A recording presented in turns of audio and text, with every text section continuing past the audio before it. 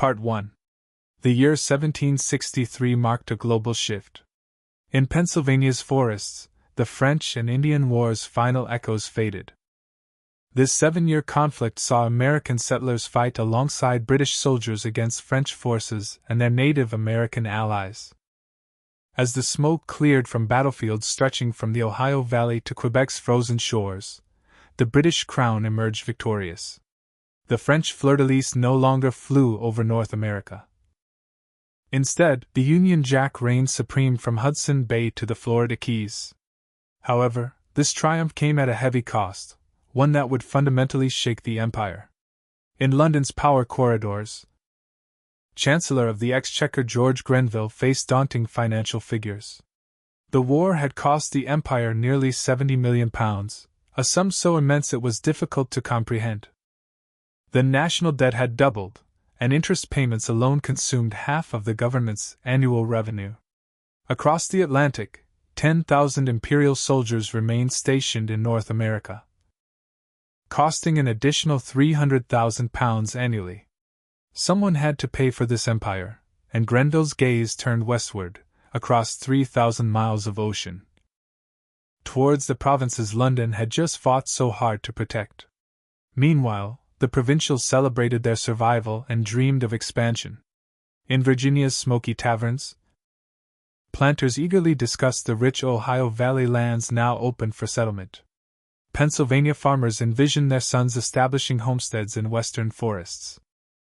Massachusetts merchants calculated profits from new trading opportunities. These Americans had shed their blood alongside imperial regulars and mortgaged their futures to support the war effort. They reasoned that the fruits of victory belonged to them as much as to any lord in London. Part 2.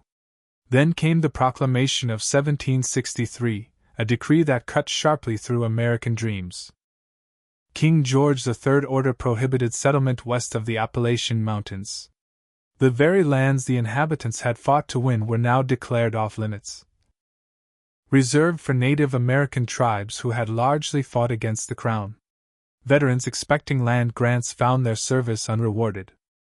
Speculators who had purchased Western claims discovered their investments were worthless.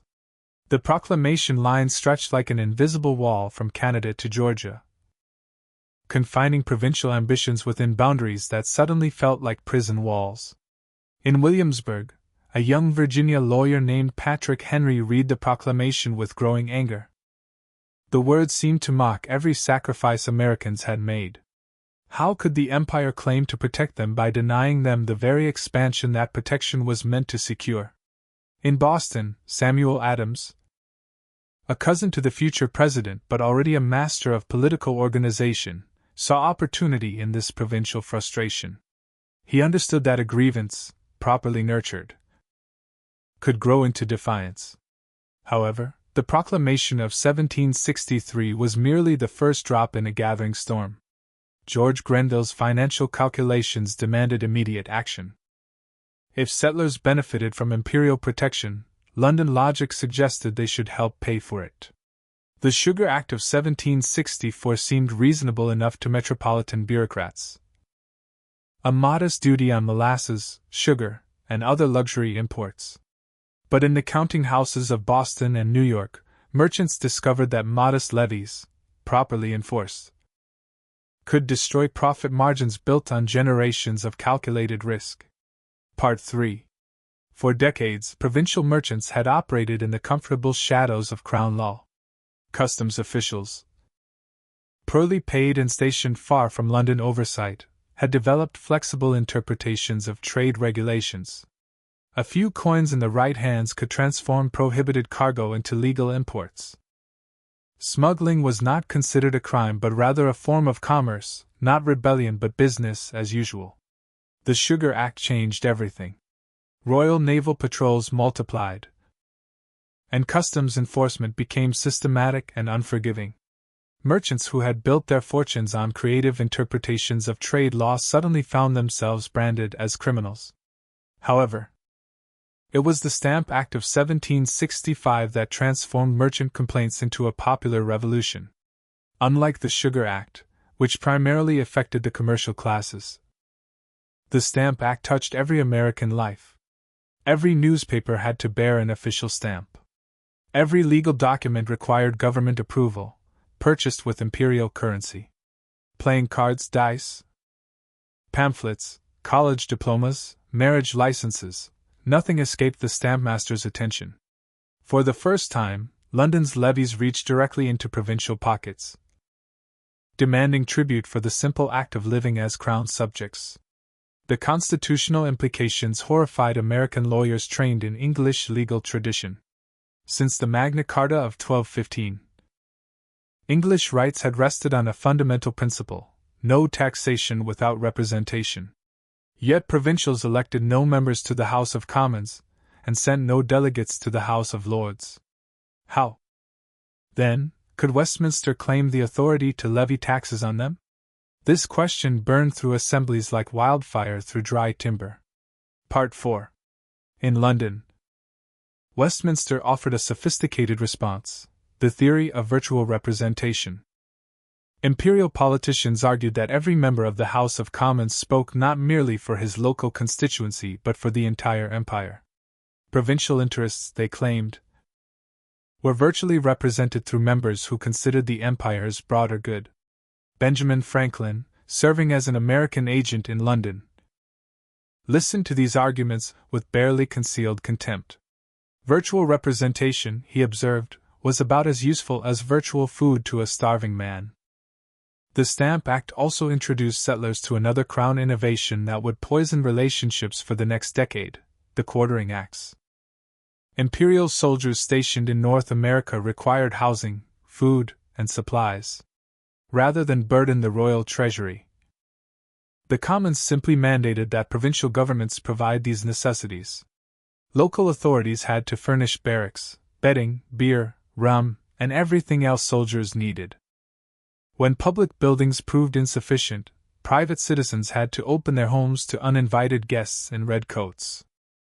Nothing violated English rights more fundamentally than forcing free men to house soldiers in peacetime. The Third Amendment to the future U.S. Constitution would specifically prohibit this practice. But in 1765, inhabitants lacked constitutional protection against Westminster's demands. Tavern keepers found their establishments commandeered. Homeowners discovered that their property autonomy meant nothing when weighed against military convenience. The quartering requirements transformed every red-coated soldier into a symbol of provincial subjugation. Part 5. Pushback began in the shadows but quickly moved into the light. In Boston, Samuel Adams organized the Sons of Liberty, a name borrowed from a speech by Irish Member of Commons Isaac Barr, who praised the Sons of Liberty in America. Adams understood that successful dissent required both secrecy and publicity, both underground organization and public spectacle. The Sons of Liberty met in private but acted in public, coordinating protests that appeared spontaneous while following carefully orchestrated plans. The network spread rapidly through provincial ports. In New York, Sons of Liberty organized under Isaac Sears and Alexander McDougall. Philadelphia's radicals rallied around Charles Thompson. Charleston's dissidents centered on Christopher Gadsden, whose yellow flag, bearing a coiled rattlesnake and the words, "Don't tread on me," would become an enduring symbol of American defiance. Each city developed its own methods, but all shared common goals: oppose imperial taxation and coordinate provincial protest. The Sons of Liberty perfected the art of political theater.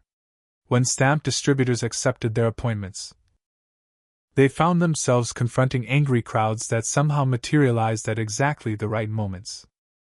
Effigies hung from Liberty trees in city centers, symbolic executions that promised real consequences for anyone who enforced Crown law. Tar and feathers awaited customs officials who proved too diligent in their duties. The message spread quickly. Collaboration with metropolitan authorities carried social and physical risks that far outweighed any financial rewards. Part 6. But dissent required more than street protests and intimidation. It demanded legal justification and intellectual coherence. Provincial assemblies became laboratories for constitutional theory. In Virginia's House of Burgesses, Patrick Henry introduced resolutions that questioned Westminster's authority over American taxation. His words electrified listeners. "If this be treason, make the most of it." The Massachusetts General Court adopted similar resolutions, then called for a Stamp Act Congress to coordinate provincial responses. 9 provinces sent delegates to New York in October 1765, creating the first inter-American political body since the Albany Congress of 1754. The Stamp Act Congress produced documents that would echo through the next decade of constitutional crisis. The delegates carefully distinguished between Westminster's right to regulate imperial trade and its claimed authority to levy taxes on provincial property. External duties on imports, they conceded, might fall within legislative power, but internal assessments on American property violated fundamental principles of English autonomy. This distinction seemed clear to provincial minds, but London politicians found it suspiciously convenient. Meanwhile, another network began forming that would prove even more important than the Sons of Liberty: the Committees of Correspondence. Samuel Adams conceived the idea in Boston, but it spread throughout the colonies like arteries carrying revolutionary blood. Each town and county established a committee to maintain communication with neighboring communities and other colonies. When British authorities took action in one location, word spread rapidly through the correspondence network, allowing coordinated responses before government officials could exploit colonial isolation. Part 7. The Committees of Correspondence transformed 13 separate colonial societies into something resembling a unified political community. A farmer in Georgia learned within weeks about tax protests in Massachusetts. A merchant in Philadelphia received detailed accounts of customs enforcement in Charleston. For the first time, colonists began to see their local grievances as part of a continental pattern of British oppression. In Virginia, the correspondence committees operated through the established social networks of the plantation elite. George Washington, though not yet committed to resistance, allowed his Mount Vernon estate to serve as a meeting place for Fairfax County's committee. Thomas Jefferson, still a young lawyer building his practice, found that correspondence committee work provided excellent preparation for the constitutional arguments that would soon consume his life. The Massachusetts committees developed a more democratic character, reflecting New England's tradition of town meetings and popular participation in local government. Samuel Adams used the Boston Committee to coordinate resistance activities throughout the province, while his second cousin, John Adams, contributed legal expertise to justify colonial opposition in terms that English lawyers could not easily dismiss. Pennsylvania's committees reflected the colony's religious and ethnic diversity. Quakers, who opposed violence on principle, struggled to balance their pacifist beliefs with growing anger at British policies. German immigrants, many of whom came to America to escape European taxation and military service, discovered uncomfortable parallels between British demands and the oppression they sought to leave behind. Part 8. Scots-Irish settlers, already suspicious of British authority, needed little encouragement to resist London's latest demands. The debate over resistance versus loyalty divided colonial society along lines that would persist throughout the Revolutionary crisis. In every community, neighbors found themselves on opposite sides of arguments about parliamentary authority, colonial rights, and the proper relationship between subjects and sovereign. Colonial merchants faced particularly difficult choices. Their businesses depended on British trade connections and imperial commercial networks. Many had family relationships in London or personal friendships with British politicians. Yet they also suffered most directly from new tax policies and customs enforcement. The Sugar Act and Stamp Act threatened their profits, while the Quartering Acts disrupted their operations. Merchants like John Hancock in Boston and Henry Laurens in Charleston found themselves reluctantly drawn into resistance movements despite their preference for compromise and accommodation. Religious communities struggled with conflicting loyalties. Anglican clergy, dependent on British support and committed to royal supremacy in religious matters, generally counseled obedience to constituted authority. but Congregationalist ministers in New England, Presbyterian pastors in the Middle Colonies, and Baptist preachers throughout the South often viewed British policies as threats to religious liberty as well as civil rights. The Great Awakening of the 1740s had already weakened deference to established authority and strengthened beliefs in individual conscience and popular participation in religious life. These same principles easily transferred to political resistance. The question of loyalty versus liberty became intensely personal for thousands of colonial families. Part 9. Sons argued with fathers about their obligations to the king. Wives disagreed with husbands about the wisdom of resistance.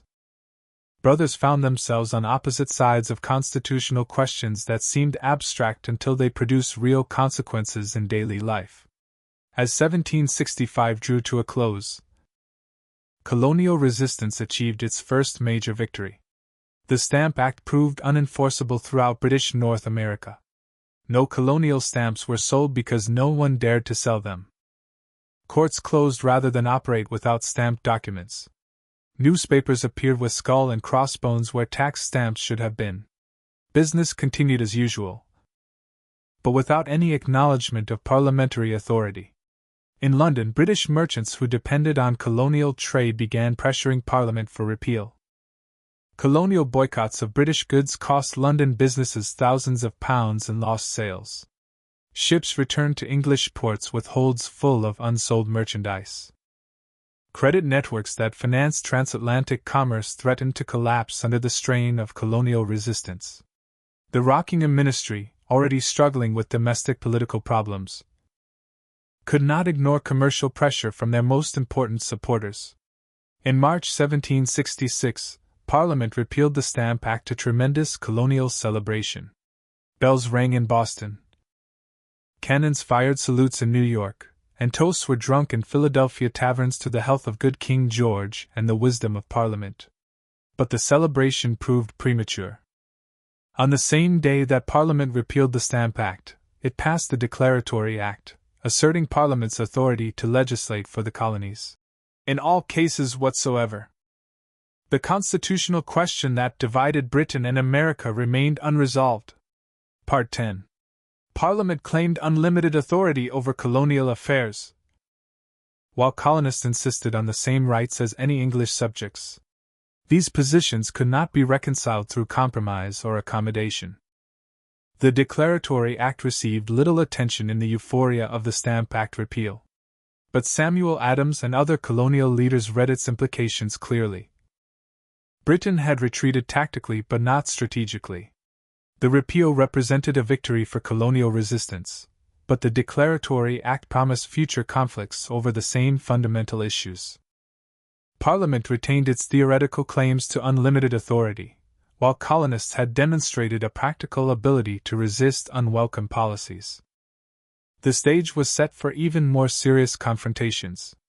As ships carried news of the Stamp Act repeal across the Atlantic in the spring of 1766, few colonists imagined that they had just experienced the first chapter of a revolutionary crisis that would consume the next decade of their lives.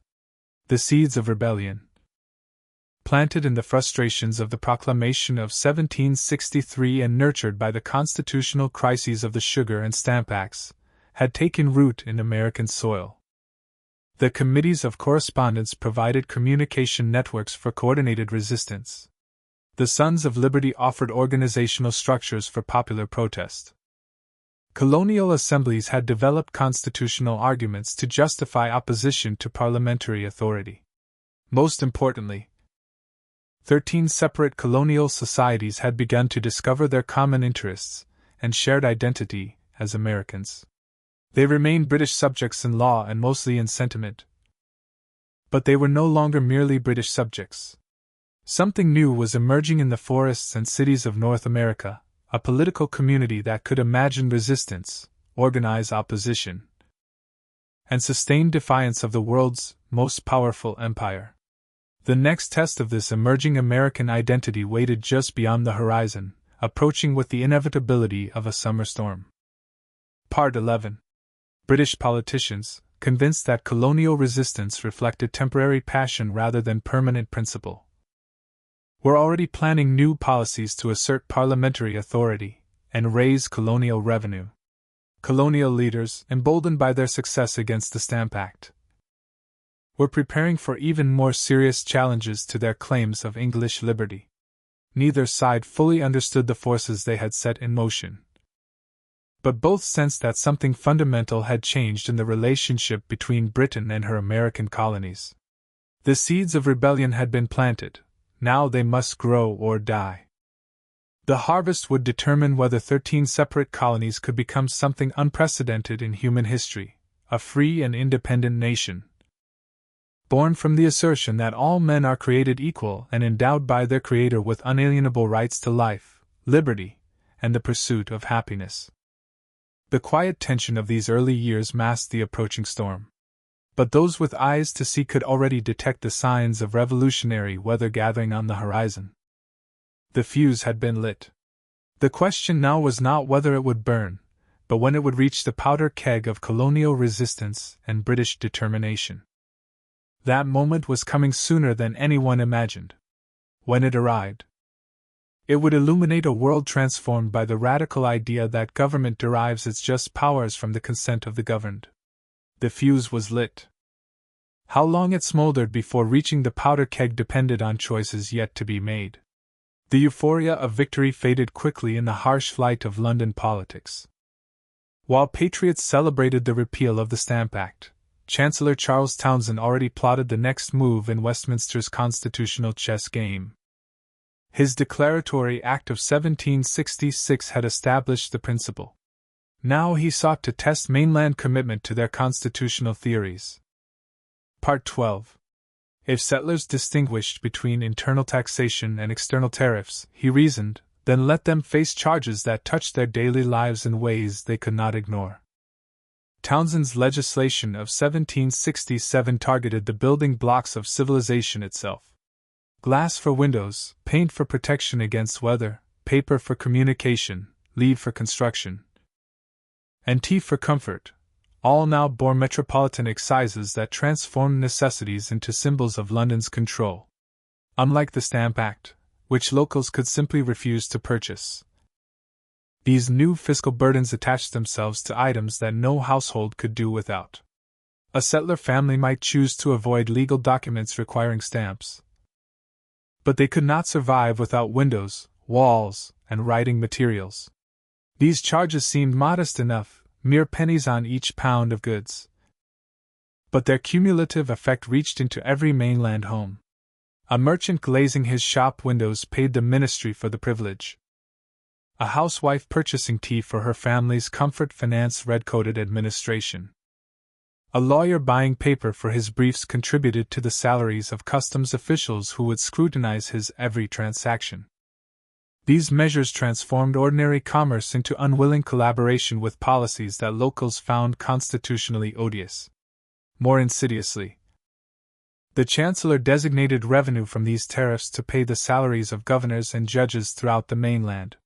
For generations, assemblies had controlled executive and judicial compensation through their power over appropriations.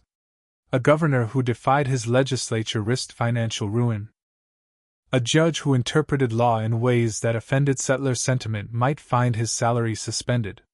Control over purse strings had been the province's most effective check on arbitrary authority. Townshend's scheme destroyed this balance at a stroke. Part 13. Metropolitan officials, paid from London revenue, no longer needed to court local favor or respect regional opinion. They became accountable only to Westminster, transforming the delicate constitutional equilibrium that had allowed mainland self-governance to flourish within the empire. Governors could now ignore assembly wishes, and judges could enforce unpopular statutes without fear of financial retaliation. Settlers discovered that their practical autonomy depended on constitutional arrangements that London lawmakers could alter with a simple vote. Response came swiftly but selectively. The port city's merchants organized the first systematic economic warfare against affected goods, appealing to patriot pride as well as constitutional principle. Why purchase metropolitan manufactures when local artisans could supply regional needs? Non-importation transformed economic necessity into patriotic virtue, giving households throughout the continent a way to participate in the constitutional struggle without attending rallies or joining organizations. Economic warfare spread through networks already established during the Stamp Act crisis. Committees of correspondence carried news of Massachusetts's actions to ports throughout the continent. New York merchants, initially reluctant to sacrifice profitable trade relationships, gradually joined the movement as customer pressure mounted. Philadelphia's Quaker traders, torn between pacifist principles and commercial interests, developed creative compromises that allowed participation without violence. Charleston's rice planters, less dependent on imported goods than northern neighbors, nevertheless embraced economic warfare as a gesture of intercolonial solidarity. Women emerged as crucial participants in this commercial struggle. Household purchasing decisions, traditionally female responsibilities, became political statements with continental implications. Part 14. Daughters of Liberty organized spinning circles that transformed cloth production into patriotic spectacle.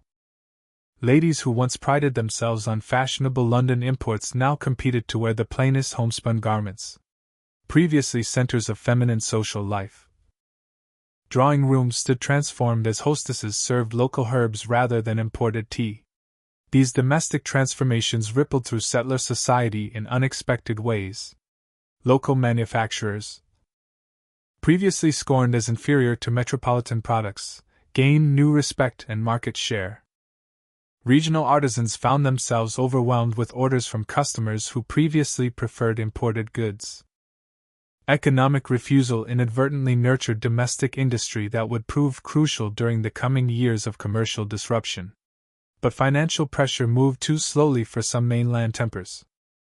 In Boston, where Westminster officials concentrated and enforcement proved most vigorous, daily friction between locals and customs collectors escalated into something approaching warfare. Revenue officers, armed with broad search powers and backed by London authority, ransacked warehouses and private homes seeking evidence of smuggling. Merchants who had built their fortunes on creative interpretations of trade regulations now faced systematic persecution that threatened their livelihoods and social standing. John Hancock's sloop Liberty's seizure in June 1768 crystallized these tensions into open confrontation. Customs officials impounded the vessel on suspicion of wine smuggling, triggering riots that forced ministry officers to flee to Castle William in the harbor.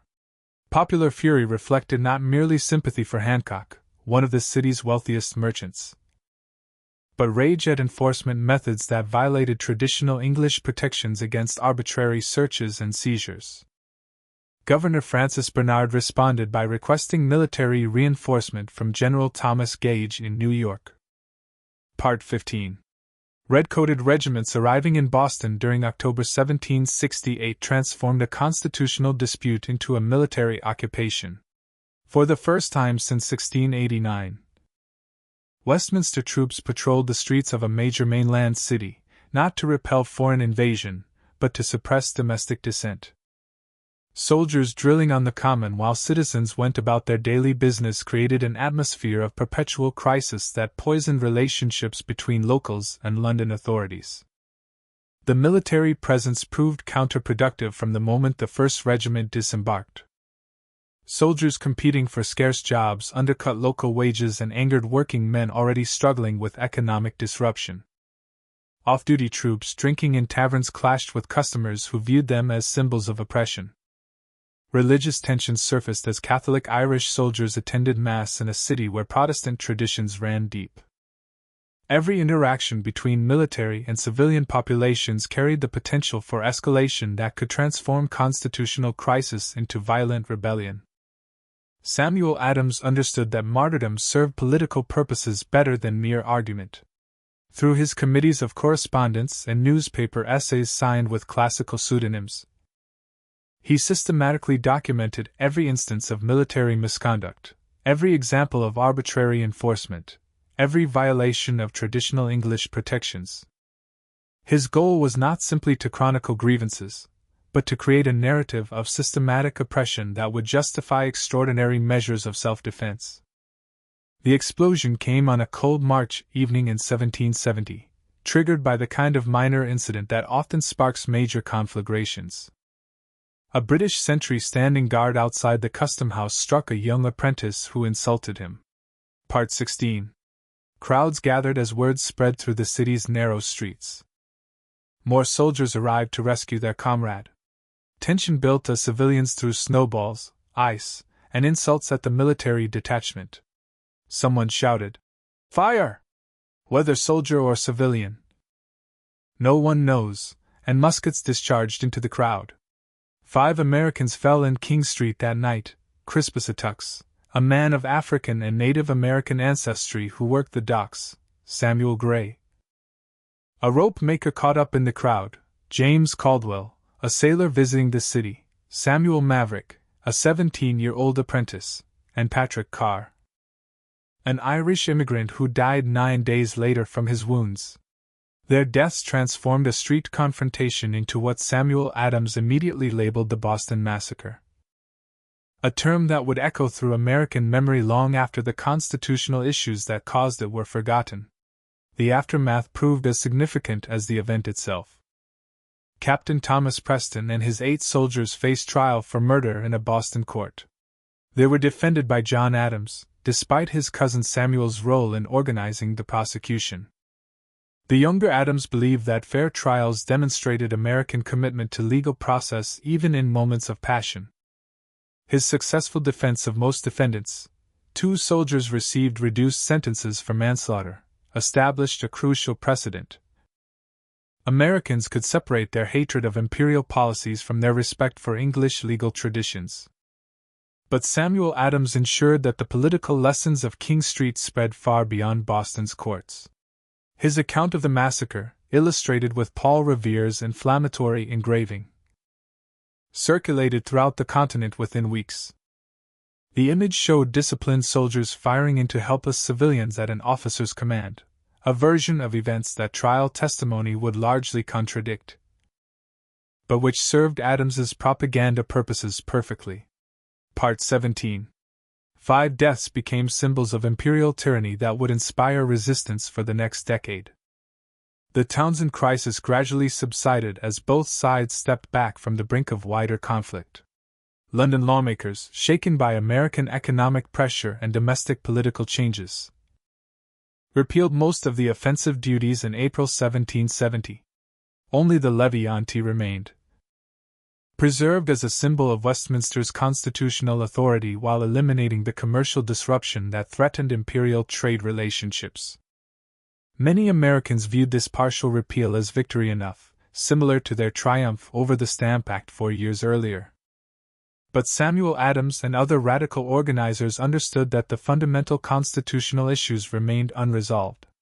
The tea duty, however small, still represented the principle of taxation without representation that Americans found constitutionally intolerable. More importantly, the Townsend crisis had demonstrated that partial victories could dissolve popular enthusiasm for resistance, just when sustained pressure might achieve complete success.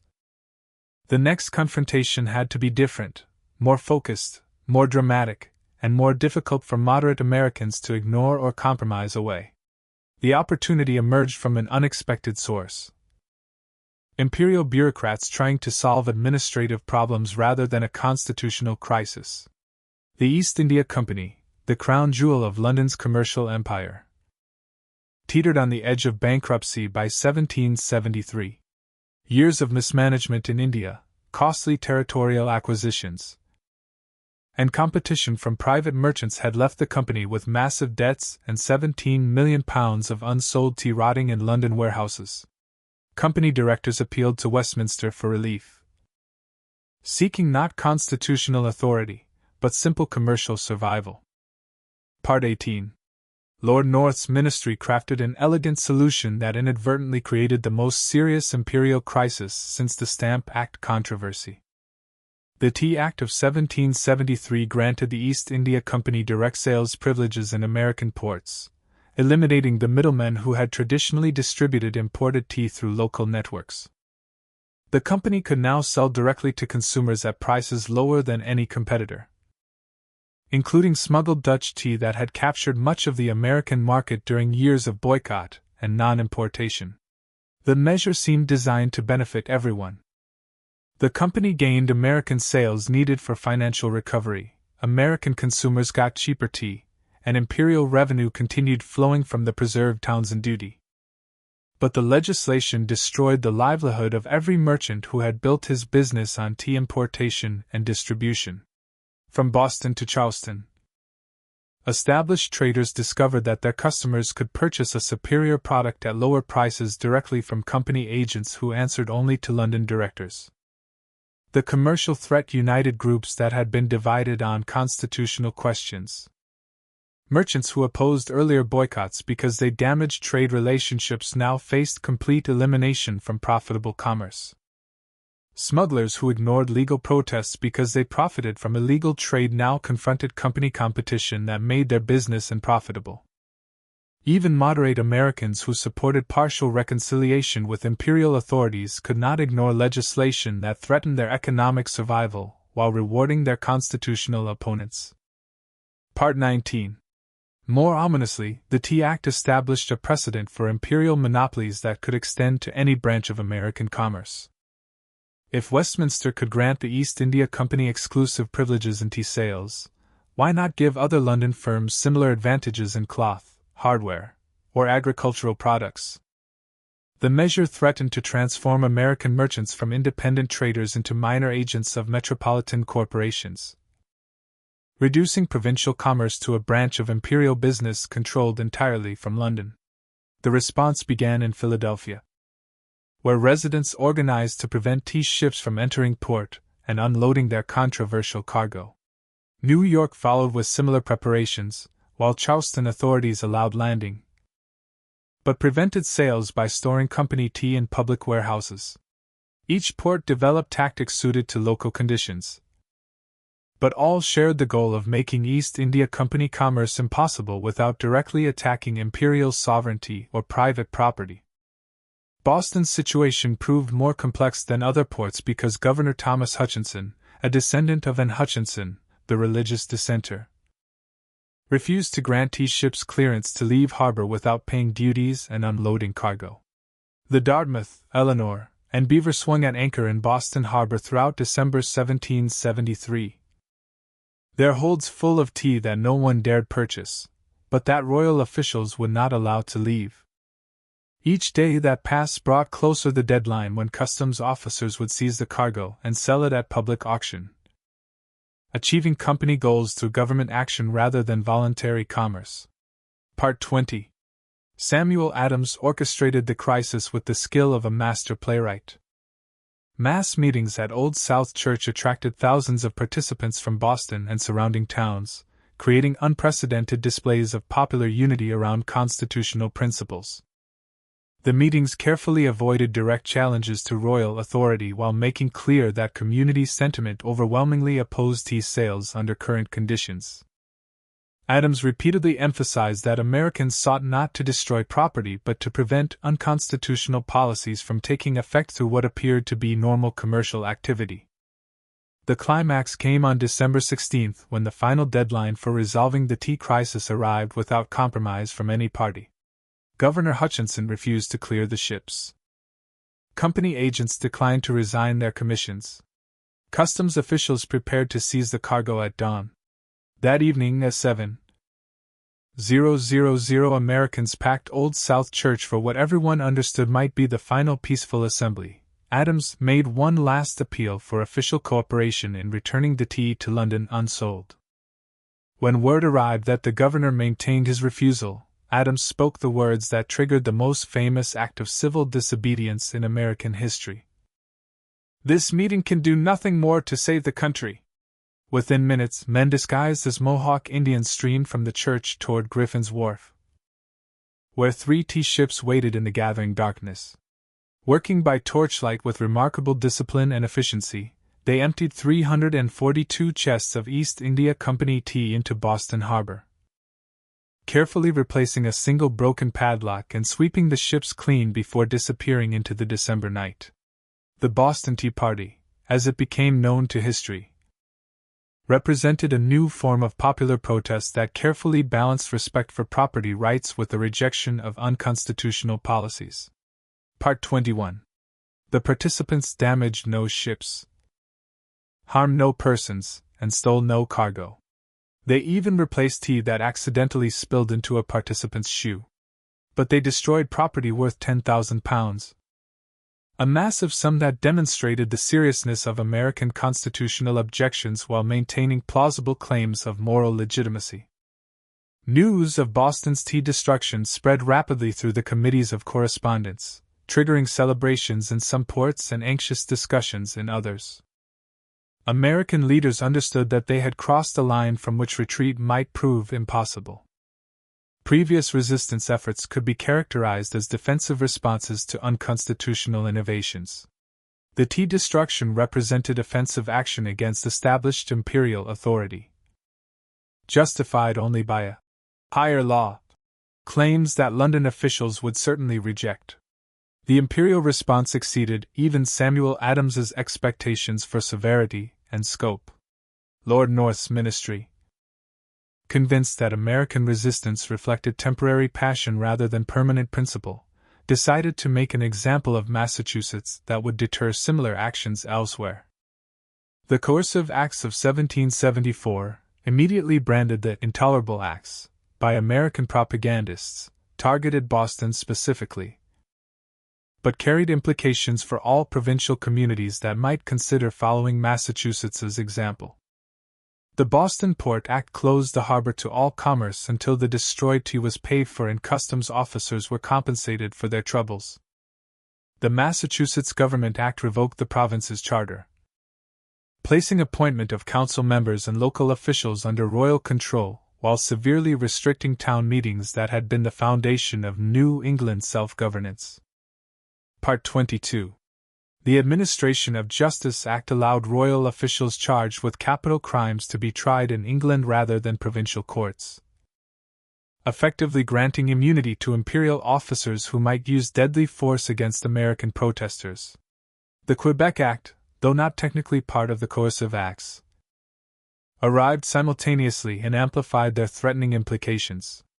The statute extended Quebec's boundaries south to the Ohio River, incorporating vast territories that Americans considered their natural inheritance from victory in the French and Indian War.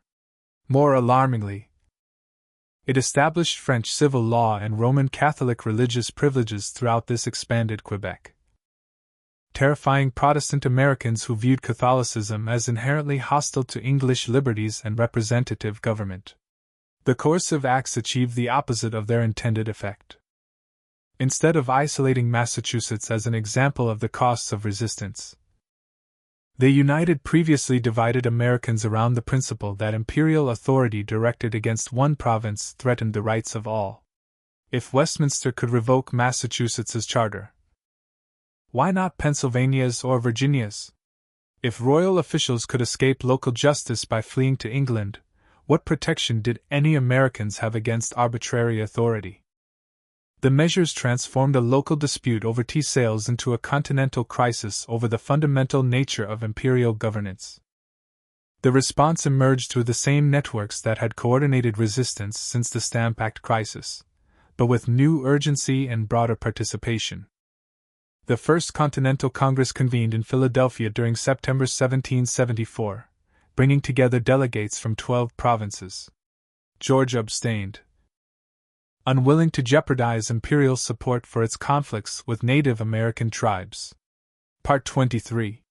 For 7 weeks, 56 of America's most experienced political leaders debated questions that would determine whether constitutional disagreements could be resolved within existing imperial structures or required fundame. Changes in the relationship between Britain and her American provinces. The Congress carefully balanced radical demands for immediate resistance with moderate hopes for eventual reconciliation. The Continental Association established comprehensive non-importation, non-exportation, and non-consumption agreements that would pressure London through economic warfare while avoiding direct challenges to imperial sovereignty. Local committees throughout the continent would enforce these agreements, creating shadow governments that exercised authority parallel to but separate from royal administration. More significantly, the Congress asserted American rights and language that moved beyond specific grievances toward general principles of governance. The Declaration of Rights claimed for Americans all the liberties enjoyed by residents of Great Britain, including trial by jury, protection against arbitrary searches, and consent to taxation through elected representatives. The claims rested not merely on English legal precedent but on natural law principles that applied to all human societies, regardless of particular historical circumstances. The Continental Association proved remarkably effective in mobilizing popular support for resistance while maintaining the appearance of peaceful protest.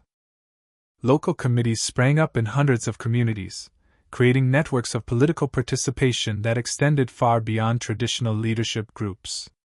Farmers, artisans, shopkeepers, and laborers found themselves drawn into constitutional discussions that were previously confined to lawyers and politicians. Part 24. The committees transformed abstract arguments about parliamentary authority into practical decisions about daily consumption that every household had to make. The association's enforcement mechanisms revealed how quickly constitutional resistance could develop coercive characteristics that mirrored the arbitrary authority Americans claimed to oppose.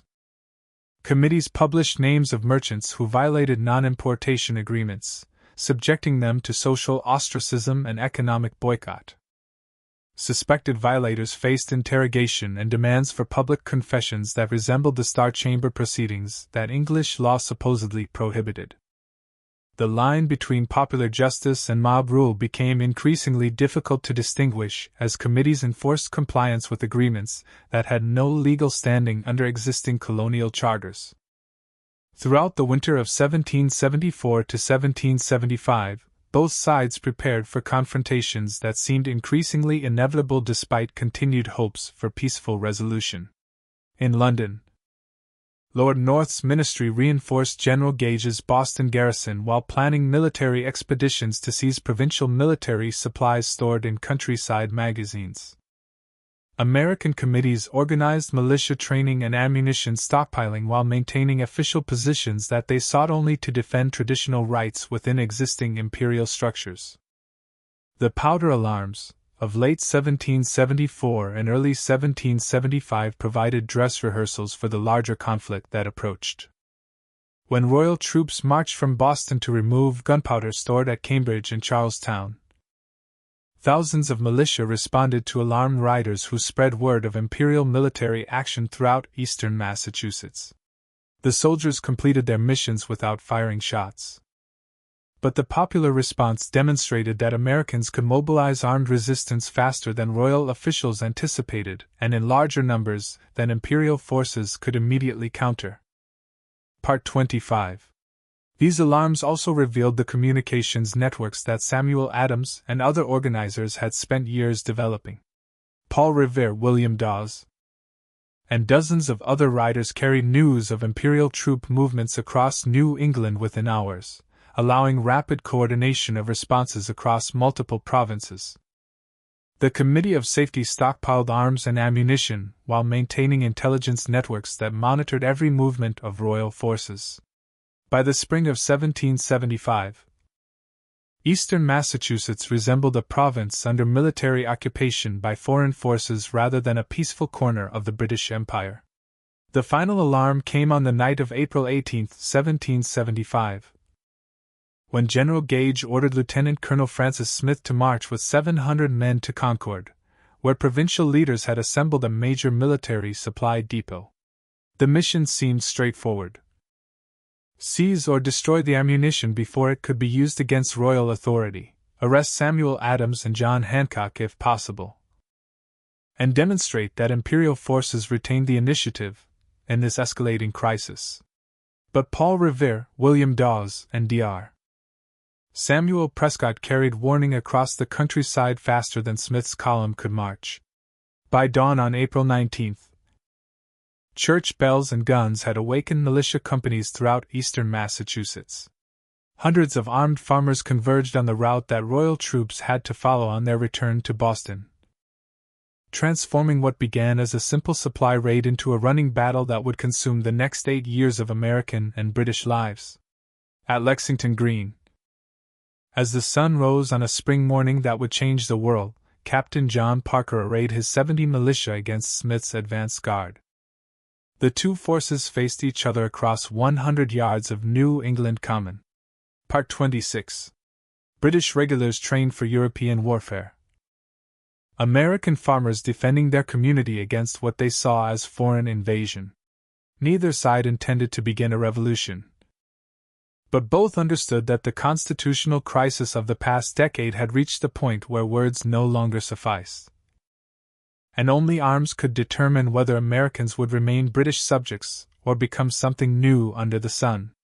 "Stand your ground," Parker reportedly told his men. "Don't fire unless fired upon. But if they mean to have a war, let it begin here." The shot that followed, fired by whom no one knows, echoed not just across Lexington Green, but around a world that would never again be quite the same.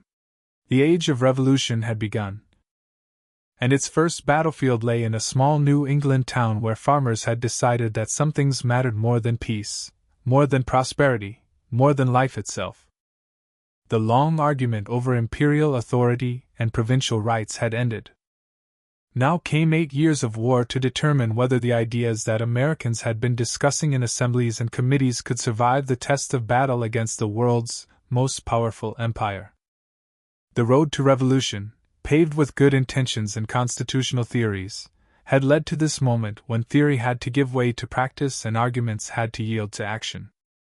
Everything that followed would be different, more dangerous, more costly, more uncertain, but also more decisive. The question was no longer whether Americans could remain loyal British subjects while maintaining their traditional rights. The question now was whether they could create a new form of government based on principles that most of the world considered impossible dreams: that all men are created equal, that governments derive their just powers from the consent of the governed, and that people have not only the right but the duty to alter or abolish governments that become destructive of the ends for which they were instituted. The American Revolution had begun. Part 27. Captain John Parker's 70 Minutemen scattered across Lexington Green as Major John Pitcairn's advance guard approached through the morning mist. 8 locals lay dead, 10 wounded, and the rest fled toward Concord. As red-coated Marines reformed their ranks, Lieutenant Colonel Francis Smith's column resumed its march. Confident that a show of force had restored Westminster's authority over rebellious settlers. Behind them, riders galloped towards surrounding towns with news that would transform scattered militia companies into something resembling an army. Dr. Samuel Prescott reached Concord ahead of the Metropolitan Expedition, allowing patriots to disperse most military supplies before soldiers arrived. What the ministry troops discovered disappointed them: a few musket balls, some wooden gun carriages, barrels of flour they mistook for gunpowder. Captain Walter Laurie's detachment burned the carriages at North Bridge while Smith's main force searched homes and barns throughout the village. From nearby hills, Concord militia watched smoke rise and assumed their town burned. Major John Buttrick led 400 Minutemen down the slope toward North Bridge as Laurie's men hurried to rejoin the main column. At the bridge itself, nervous soldiers fired warning shots that wounded 2 patriots. Return volleys dropped 3 redcoats, including Lieutenant Edward Thornton Gould, the first Westminster casualty of what would become 8 years of war. Laurie's detachment retreated in disorder while mainland militia, stunned by their success against professional soldiers, debated whether to pursue or simply defend their homes. Smith began his return march at noon, unaware that alarmed riders had spent 6 hours rousing the Massachusetts countryside. Part 28. From stone walls, farmhouses, and forest clearings, militia companies converged on the route his column had to follow back to the port city. What began as a supply raid became a running battle stretching 18 miles through territory that locals knew intimately, and visitors navigated with fatal difficulty. At Miriam's Corner, 2 miles from Concord Center, concealed marksmen opened fire on Smith's flanks and rear. Soldiers trained for European battlefields struggled against an enemy that refused formal combat while punishing every attempt at organized retreat. Officers fell to aimed shots from hunters who had spent lifetimes perfecting their marksmanship on game that provided dinner only when the first shot killed. Red-coated ranks thinned steadily as the column stumbled towards safety that seemed infinitely distant. Lord Hugh Percy's relief force from Boston found Smith's survivors near Lexington, bloodied and demoralized by 7 hours of warfare, unlike anything their training had prepared them for. Percy's artillery scattered Patriot militia long enough for the combined forces to reorganize. But the retreat continued under constant harassment from an enemy that materialized from nowhere, struck with deadly precision, then vanished before retaliation became possible. By evening, when the last red-coated stragglers reached Charlestown Ferry, Westminster forces had suffered 300 casualties against fewer than 100 Patriot losses. More importantly, word of the day's events spread through committee networks faster than official dispatches reached London. Within weeks, every mainland settlement knew that Massachusetts farmers had stood against the Empire's professional army and lived to tell the story. If New England's shepherds and shopkeepers could bloody veteran soldiers, perhaps other regions could defend their liberties as well. Part 29. News of Lexington and Concord transformed a constitutional crisis into a military emergency throughout the 13 provinces. In Philadelphia, Second Continental Congress delegates hurrying toward their scheduled May assembly found themselves responsible for coordinating something approaching a war before they had legal authority to govern anything at all. Virginia's House of Burgesses voted to raise militia regiments while debating whether armed defiance constituted rebellion or legitimate self-defense under English law. Connecticut Patriots, led by Benedict Arnold and Ethan Allen, seized Fort Ticonderoga on Lake Champlain before London officials even learned of the fighting in Massachusetts. Their dawn assault on May 10 captured the fortress without casualties, securing badly needed artillery while demonstrating that coordinated action between neighboring provinces remained possible despite the absence of formal military alliance. Allen's demand that the sleeping commander surrender, in the name of the Great Jehovah and the Continental Congress, suggested that insurgent leaders had begun thinking in continental rather than merely provincial terms. Arnold, frustrated by Allen's theatrical leadership of the Ticonderoga expedition, continued north with a small force to capture Crown Point and St. Jean, extending Patriot control over the crucial Lake Champlain corridor that connects Canada to the Hudson Valley. His aggressive initiatives revealed both the opportunities and dangers facing insurgent forces. While successful surprise attacks could yield significant strategic advantages, they also escalated conflicts beyond the point where peaceful resolution remained achievable. Part 30. Meanwhile, in Boston, 15,000 New England militia surrounded General Thomas Gage's garrison like an angry sea containing a single embattled island. The siege of the port city began almost accidentally as local companies that responded to April's alarms simply refused to go home, while red-coated soldiers occupied their regional capital. What started as spontaneous protests gradually developed into a systematic military investment that trapped 4,000 Westminster troops in a city they supposedly controlled. Artemas Ward of Massachusetts assumed overall command of this improvised army. Though his authority rested on little more than seniority and general consent among militia officers who recognized the need for coordination, while jealously guarding their company's independence. Connecticut and Rhode Island regiments arrived to reinforce the siege, bringing different traditions of military organization that complicated efforts to establish unified command structures. Each province's forces operated according to familiar patterns while slowly learning to cooperate with neighbors whose methods sometimes seemed foreign. Gage faced impossible choices within his increasingly isolated garrison. Aggressive action against the surrounding militia might break the siege, but would certainly escalate the conflict beyond any possibility of peaceful resolution. Defensive preparations suggested weakness while consuming supplies that could not easily be replaced. Negotiations with insurgent leaders might ease immediate pressures, but would implicitly recognize their authority and legitimize defiance that Westminster would never accept. Part 31. The Second Continental Congress convened in Philadelphia's State House on May 10. While these military confrontations unfolded 300 miles to the northeast, delegates from 12 provinces, Georgia still hesitated to jeopardize London's support for its frontier conflicts, faced questions that exceeded their instructions and challenged their assumptions about open relationships between colonies and the mother country. How could they support Massachusetts while maintaining loyalty to the Crown? Could they coordinate military preparations without committing treason? Should they seek reconciliation or prepare for complete separation? John Adams arrived in Philadelphia convinced that reconciliation had become impossible and that only independence could secure mainland liberties. His cousin Samuel, remaining in Massachusetts to coordinate military preparations, shared this assessment, but understood that most delegates still hoped for a peaceful resolution of constitutional disagreements.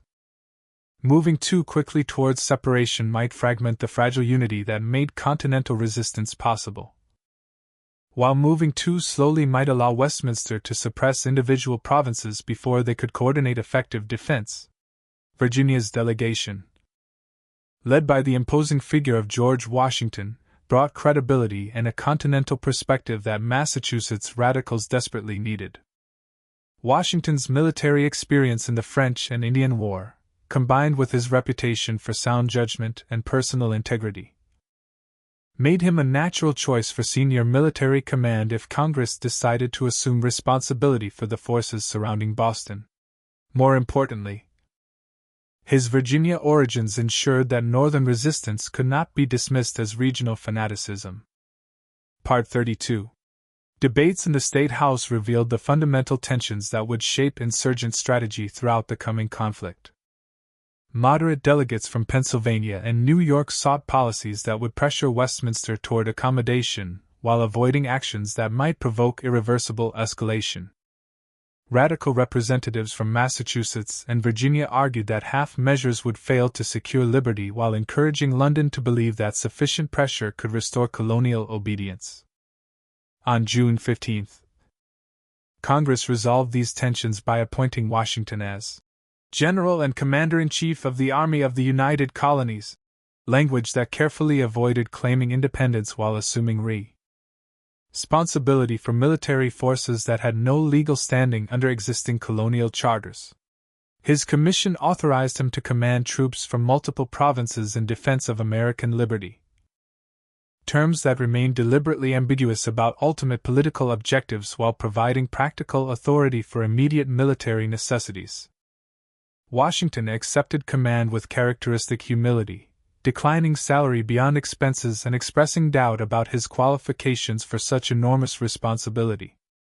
His farewell dinner with Philadelphia delegates revealed the magnitude of the task he had undertaken.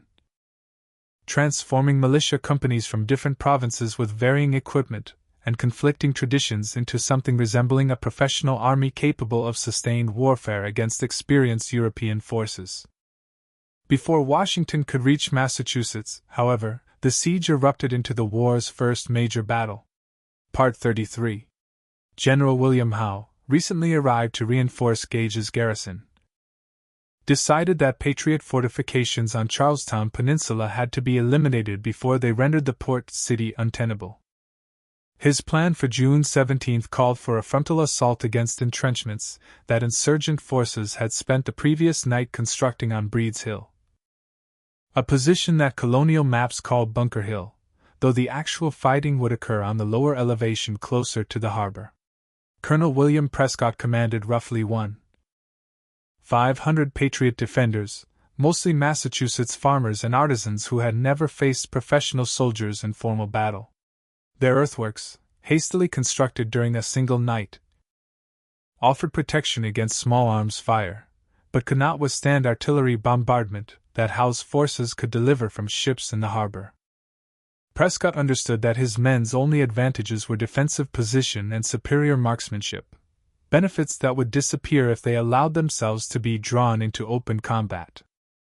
"Don't fire until you see the whites of their eyes," Prescott reportedly told his troops.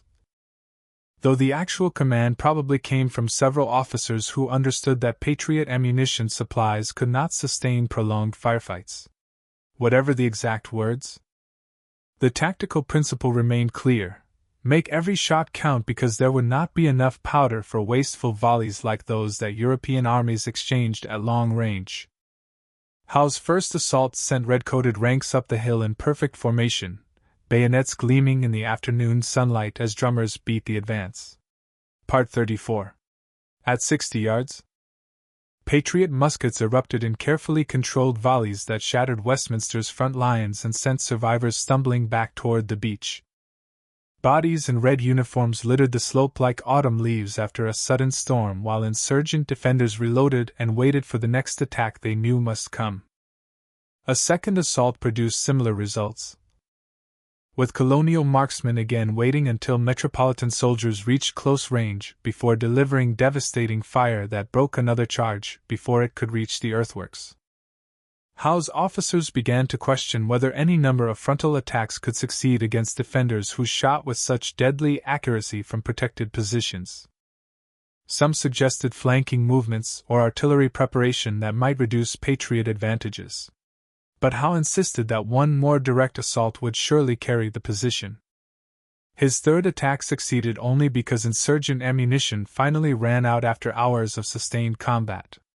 Patriots fought with clubbed musket stones and bare hands as red-coated soldiers finally reached their earthworks, but weight of numbers and professional training eventually prevailed. Prescott ordered a retreat when further resistance became impossible, allowing his surviving troops to escape across Charlestown Neck. While Howe's battered forces claimed possession of empty fortifications that had cost them over 1,000 casualties. Bunker Hill proved that mainland farmers and artisans could stand against the world's most professional army if they chose their ground carefully and fought with discipline equal to their patriotic enthusiasm. But the engagement also demonstrated the severe limitations facing insurgent forces: ammunition shortages, inadequate artillery, and command structures too informal for sustained operations against experienced enemies. Part 35. Most soberly, retreat under fire required training that militia companies had never received and could not improvise under battlefield conditions. Washington reached Cambridge 2 weeks after the battle to find an army that existed more in congressional imagination than military reality. 16,000 men surrounded the port city, but they represented dozens of separate units with different equipment, varying terms of enlistment, and conflicting ideas about military discipline. Connecticut troops refused to accept orders from Massachusetts officers. Rhode Island companies demanded different rations than their neighbors received. New Hampshire regiments threatened to go home when their ammunition ran low.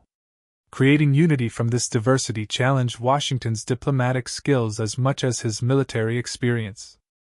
He had to persuade men who considered themselves equals to accept hierarchical command structures that contradicted their civilian assumptions about authority and consent. Provincial soldiers who elected their officers resisted orders from commanders they did not choose. Farmers accustomed to seasonal rhythms could not understand why military service required year-round commitment regardless of harvest schedules.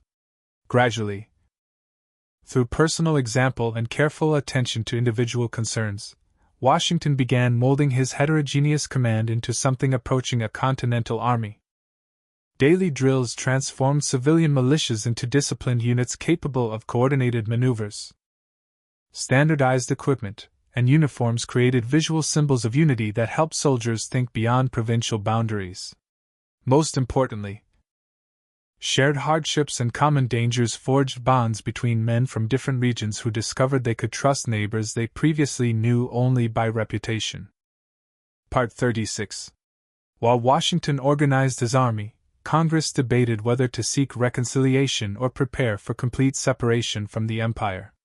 The Olive Branch Petition, drafted by John Dickinson and approved in July, represented moderate delegates' final attempt to restore harmony through a direct appeal to King George III. The document acknowledged attachment to Your Majesty's person, family, and government, while requesting royal intervention to prevent further effusion of blood. through parliamentary policies that violated traditional English liberties. But even as Congress approved this conciliatory gesture, it also issued a declaration of causes of taking up arms that adopted much more militant language. Thomas Jefferson and Dickinson's joint composition asserted that Americans were resolved to die freemen rather than live slaves, while stopping just short of declaring independence. The document warned that insurgent forces would fight until terms of peace shall be agreed upon that secure colonial rights within the empire, or permit honorable separation from it. King George's response eliminated any remaining hopes for peaceful resolution. The Proclamation of Rebellion, issued in August, declared the provinces in open and avowed rebellion, and authorized military force to restore imperial authority. More ominously, the ministry began recruiting German mercenaries to reinforce Westminster troops already in America, suggesting that London viewed this conflict as a foreign war rather than a domestic dispute requiring careful political management. News of Hessian recruitment reached the mainland by autumn, hardening attitudes among moderates who previously supported reconciliation efforts. Part 37. If the Crown treated loyal subjects like foreign enemies, why should those subjects maintain loyalty to a sovereign who denied their legitimate claims? German soldiers fighting in America would serve foreign interests rather than defending English liberties, making this struggle between competing visions of constitutional government rather than merely between authority and resistance. Congressional response came through Thomas Paine's pamphlet, Common Sense, published in January 1776 with the implicit blessing of radical delegates who understood that popular opinion had to be prepared for the independence they increasingly viewed as inevitable. Paine's plain language reached audiences beyond the educated elites who had dominated political discourse, explaining complex constitutional arguments in terms that farmers, artisans, and laborers could easily understand. Society in every state is a blessing, Paine wrote. But government, even in its best state, is but a necessary evil, attacking not merely particular policies, but the entire principle of hereditary monarchy that placed fallible human beings in positions of unlimited authority over their fellow creatures. His argument proceeded from philosophical first principles to practical considerations, demonstrating why American independence served both justice and expediency, while reconciliation benefited neither the mainland nor the mother country. Common Sense sold 120,000 copies within 3 months of publication, reaching readers in every province and social class. Paine donated his profits to support continental military preparations, making his pamphlet a contribution to the cause as well as an argument for it. More importantly, his essay transformed the language of political debate from constitutional technicalities about parliamentary authority to fundamental questions about human nature, social organization, and the proper basis for governmental legitimacy. Part 38. By spring 1776, military events had outpaced political discussions that once seemed urgent, but now appeared increasingly irrelevant.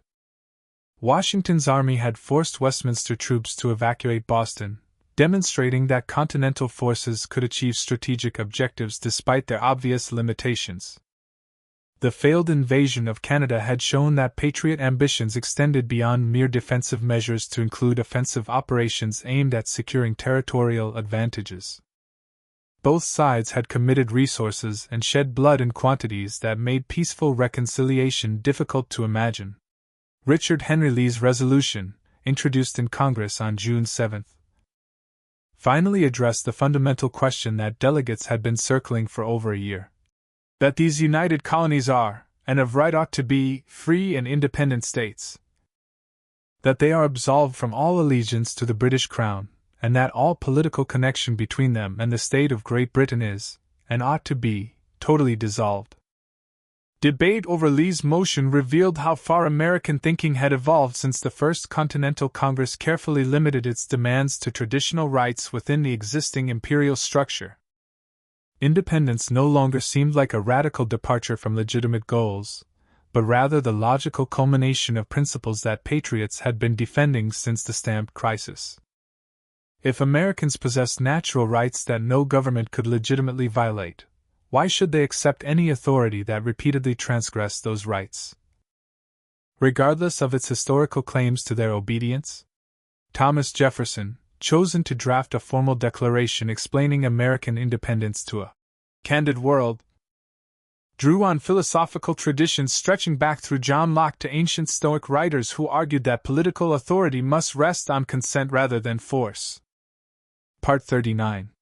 His opening paragraphs established universal principles that applied to all human societies, that governments derive their just powers from the consent of the governed, that people retain the right to alter or abolish governments that become destructive of their proper ends, and that revolution becomes not merely permissible but obligatory when peaceful remedies have been exhausted. The specific charges against King George III that comprised the bulk of the Declaration catalogued a decade of grievances that would be familiar to anyone who had followed the escalating crisis since 1765. But Jefferson's genius lay in presenting these particular complaints as illustrations of universal principles rather than merely provincial resentments. American independence, in his formulation, served the cause of human liberty everywhere rather than simply defending the narrow interests of mainland settlers. "We hold these truths to be self-evident," Jefferson wrote, "that all men are created equal, that they are endowed by their Creator with certain unalienable rights, that among these are life, liberty, and the pursuit of happiness." These words would echo through centuries of human struggle for dignity and freedom, inspiring movements that Jefferson himself could not imagine. But in the summer of 1776, they served the immediate purpose of justifying American independence in terms that reasonable people throughout the world could understand and support. Congress approved the Declaration of Independence on July 4, 1776, creating the United States of America through words that transformed 13 separate rebellions into a single national revolution. Part 40.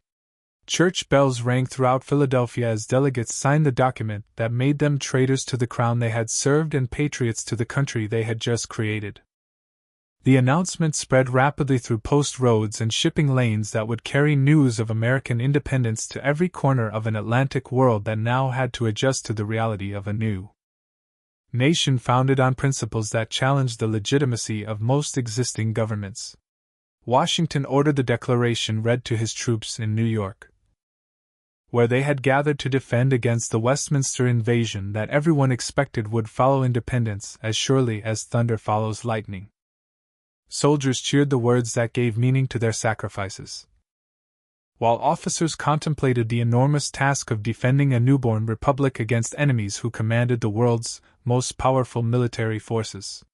The United States existed in law and aspiration, but it still had to prove itself worthy of survival in the harsh realm where nations lived or died according to their ability to defend their claims with force of arms. Independence transformed everything and nothing. Americans who were insurgent colonists yesterday became patriot citizens today. But they still faced the same strategic challenges and military limitations that made victory seem unlikely under any name. Washington still commanded an amateur army against professional enemies who enjoyed overwhelming advantages in training, equipment, and experience. Congress still lacked reliable sources of revenue to finance the prolonged struggle that independence would require.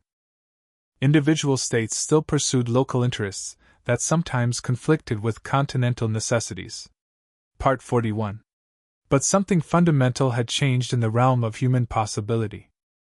13 separate provinces had declared themselves a single nation based on principles that recognized no inherent superiority of birth, wealth, or social position. They had announced to the world that government existed to serve human happiness rather than merely to maintain order and hierarchy. Most radically, they had claimed the right to create new political institutions rather than simply inherit whatever arrangements history happened to provide. Whether these revolutionary principles could survive the test of war remained to be seen. The United States of America existed on paper, but it still had to prove that a nation, conceived in liberty, and dedicated to the proposition that all men are created equal, could long endure in a world where most governments rested on very different foundations. That test would consume the next 7 years of American lives and determine whether the ideas proclaimed in Philadelphia during the summer of 1776 represented humanity's future or merely an impossible dream that died when reality struck with overwhelming force. July 4th left no quarrel over taxes, no petition for redress. Henceforth, there was only the United States, alive on paper, fighting for breath in the field. Independence, proclaimed in Philadelphia's summer heat, meant little to Washington's soldiers shivering in New York's autumn winds. While Congress debated constitutional theory, the Patriot Army faced immediate reality. Part 42. 32,000 Westminster troops commanded by General William Howe had landed on Staten Island with orders to crush American rebellion before it could spread beyond a few discontented provinces. Against this professional force, Washington could field perhaps 20,000 men, most with minimal training and equipment that ranged from adequate to non-existent. Howe's strategy seemed as overwhelming as his numbers. Control of New York Harbor would split New England from the other states while providing a base for operations throughout the Hudson Valley. Coordinated with General Guy Carleton's anticipated advance from Canada, such a campaign could isolate radical Massachusetts from more moderate neighbors who might yet be persuaded to abandon their revolutionary experiment. The city's merchants, many with loyalist sympathies, waited nervously to see whether their rebellion would prove more durable than their prosperity. Washington's Council of War faced impossible choices that illustrated the desperate circumstances confronting America's newborn republic. Defending Manhattan required dividing already inadequate forces between multiple positions that enemy naval supremacy could isolate and destroy sequentially. Abandoning the city without a fight would demoralize patriots throughout the continent, while encouraging fence-sitters to accommodate themselves to what appeared to be inevitable Westminster victory. Fighting and losing might prove worse than not fighting at all. The commander made a fateful decision to defend everywhere, and thus defend nowhere effectively. Part 43. Patriots fortified Brooklyn Heights, Manhattan's southern tip, and various points along the Hudson River, positions too far apart for mutual support but collectively representing American determination to contest every inch of territory that liberty claimed as its own against Howe's concentrated professionals. This dispersal invited the kind of defeat that could end the rebellion before it truly began. The Battle of Long Island on August 27 confirmed Washington's worst fears about amateur soldiers facing European veterans. Howe's flanking maneuver through Jamaica Pass caught Continental defenders completely by surprise, rolling up their left wing while frontal attacks pinned down troops who might otherwise escape encirclement. General John Sullivan's and Lord Stirling's men fought courageously but uselessly against overwhelming numbers positioned to exploit every tactical mistake that inexperience produced under combat stress. Maryland troops commanded by Stirling sacrificed themselves to buy time for the main army's escape, charging again and again against impossible odds while their comrades retreated toward Brooklyn's fortifications.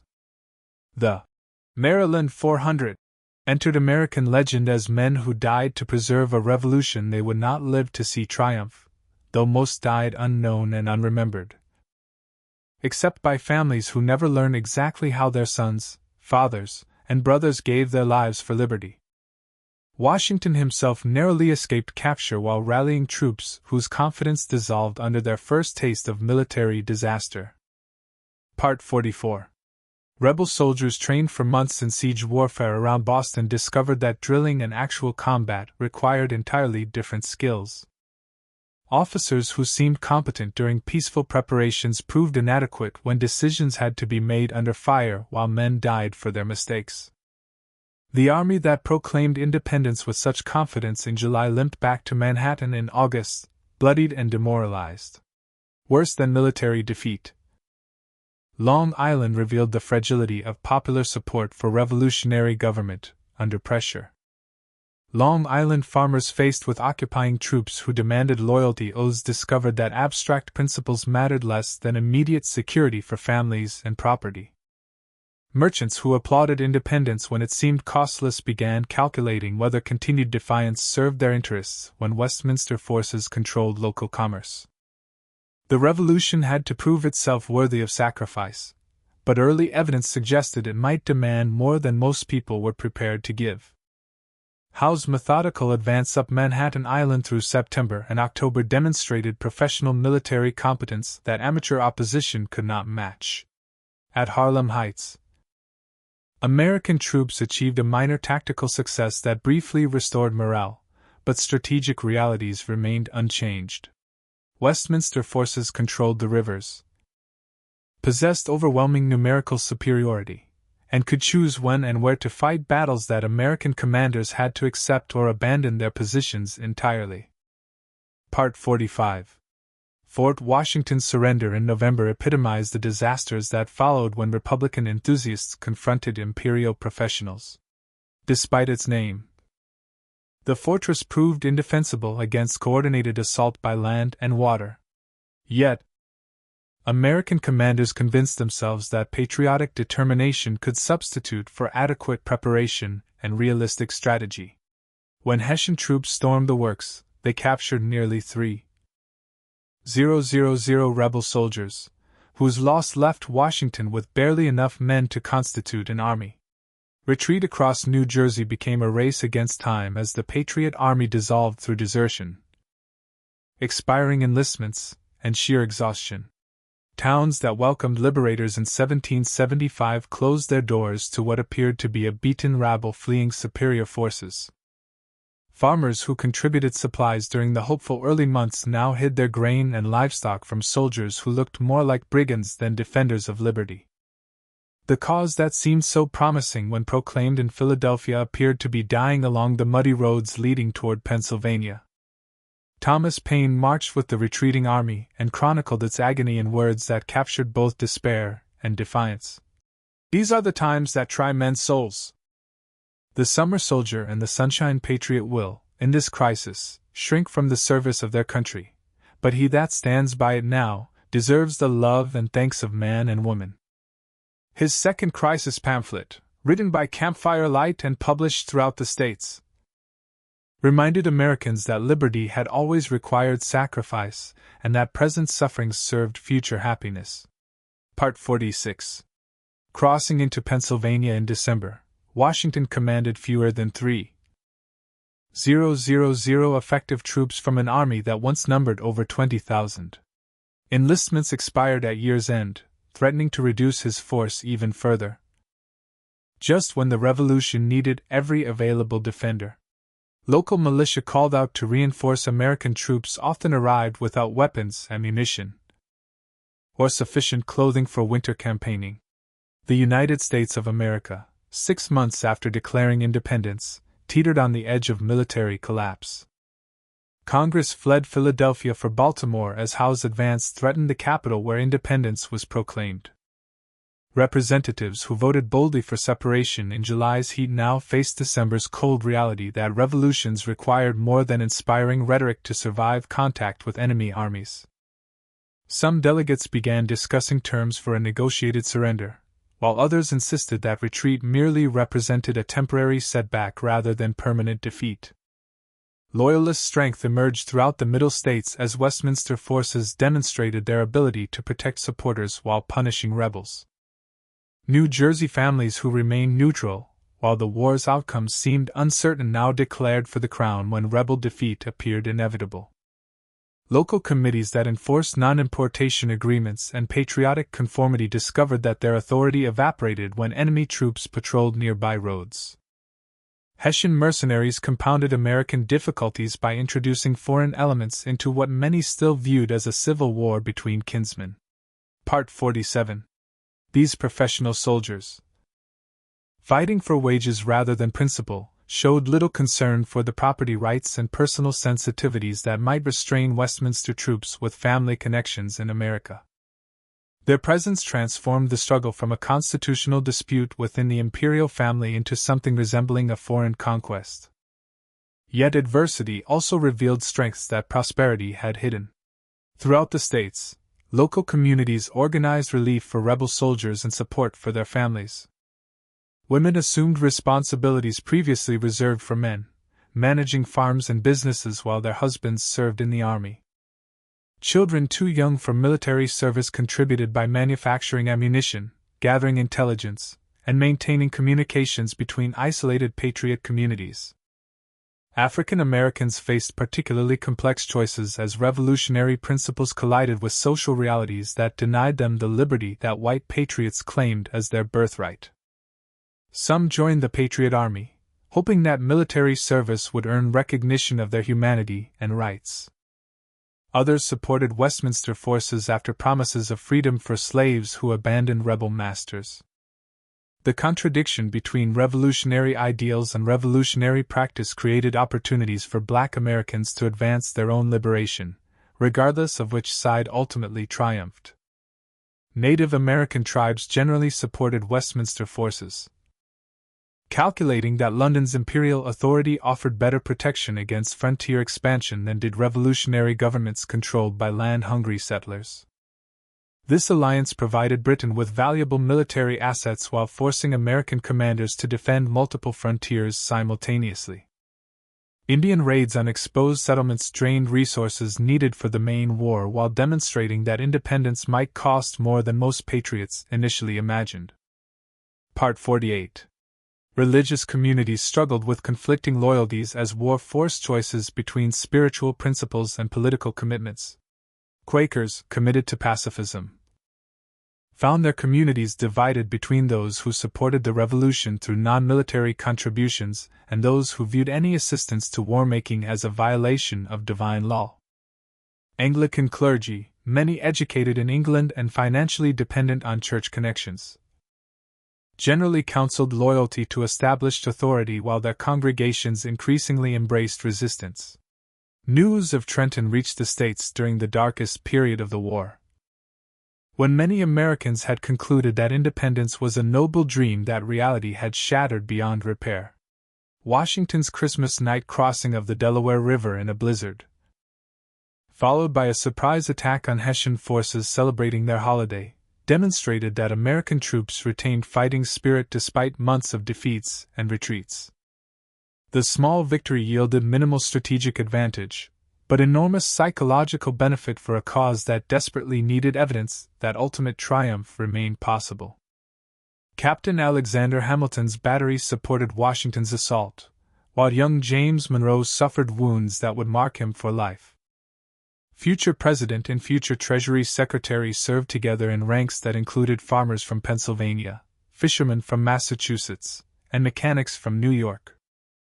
The Patriot Army became a school for Republican citizenship where men from different states learned to cooperate across regional boundaries while defending principles that applied to all Americans regardless of their provincial origins. Part 49. Princeton's follow-up victory a week later confirmed that Trenton represented more than a lucky accident. American troops again demonstrated the ability to move rapidly, strike effectively, and withdraw before enemy reinforcements could arrive. General Hugh Mercer's death in the fighting reminded patriots that victory required blood, but his sacrifice helped purchase strategic success that stabilized New Jersey while encouraging wavering allies throughout the continent. Winter quarters at Morristown provided American troops with the first respite they had enjoyed since the campaign began. But hardships continued to test revolutionary determination. Rebel soldiers lacked adequate clothing, food, and shelter while serving a government that possessed little money and less credit. Pay arrived irregularly, if at all, forcing men to choose between patriotic duty and family responsibilities that revolution could not suspend. Some deserted to tend farms or seek civilian employment that paid wages in real currency rather than continental promises. Nathanael Greene emerged as Washington's most trusted subordinate commander during these difficult months, demonstrating administrative skills and strategic thinking that would prove crucial in later campaigns. His Southern background provided geographical knowledge, while his Quaker origins offered moral authority that helped bridge religious divisions within Patriot ranks.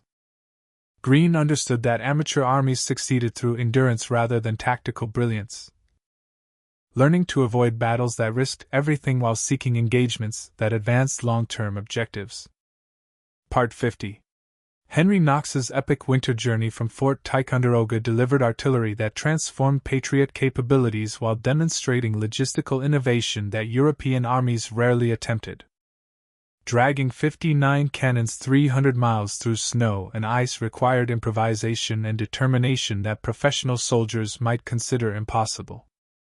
Knox's success proved that American resourcefulness could sometimes substitute for conventional military assets while providing siege weapons that would prove essential in future operations. British strategy began to shift as Howe recognized that military victories alone could not restore imperial authority over populations committed to independence. Conquering territory proved meaningless if inhabitants remained hostile and ready to resume rebellion whenever opportunity arose. London policymakers gradually realized that suppressing American independence would require resources and commitments that exceeded what domestic politics could sustain indefinitely. French interest in American independence intensified as Benjamin Franklin began his diplomatic mission in Paris, though formal alliance remained months away. Vergennes and other ministry officials calculated that American success would weaken Britain while advancing French interests. But they hesitated to commit resources to what might prove a losing cause. Secret aid flowed to Patriot forces through commercial channels that preserved official neutrality, while testing American military potential. Valley Forge loomed ahead as winter quarters where the Patriot Army would either forge itself into an effective fighting force or dissolve under pressures that had already reduced it to a barely functioning remnant of its original strength. Washington's correspondence revealed his understanding that 1778 had to bring decisive changes. Part 51. Either foreign assistance that tilted the balance toward American success, or military improvements that allowed Patriot forces to compete effectively against professional enemies. Or political developments that restored popular enthusiasm for independence. As 1777 drew to a close, the American Revolution hung by threads so slender that slight changes might snap them entirely. The United States existed in law, but not yet in fact, claimed by a Congress that governed little, and defended by an army that possessed more courage than capacity. Independence proclaimed so confidently 18 months earlier now seemed like a desperate gamble that might bankrupt everyone foolish enough to stake their lives and fortunes on its success.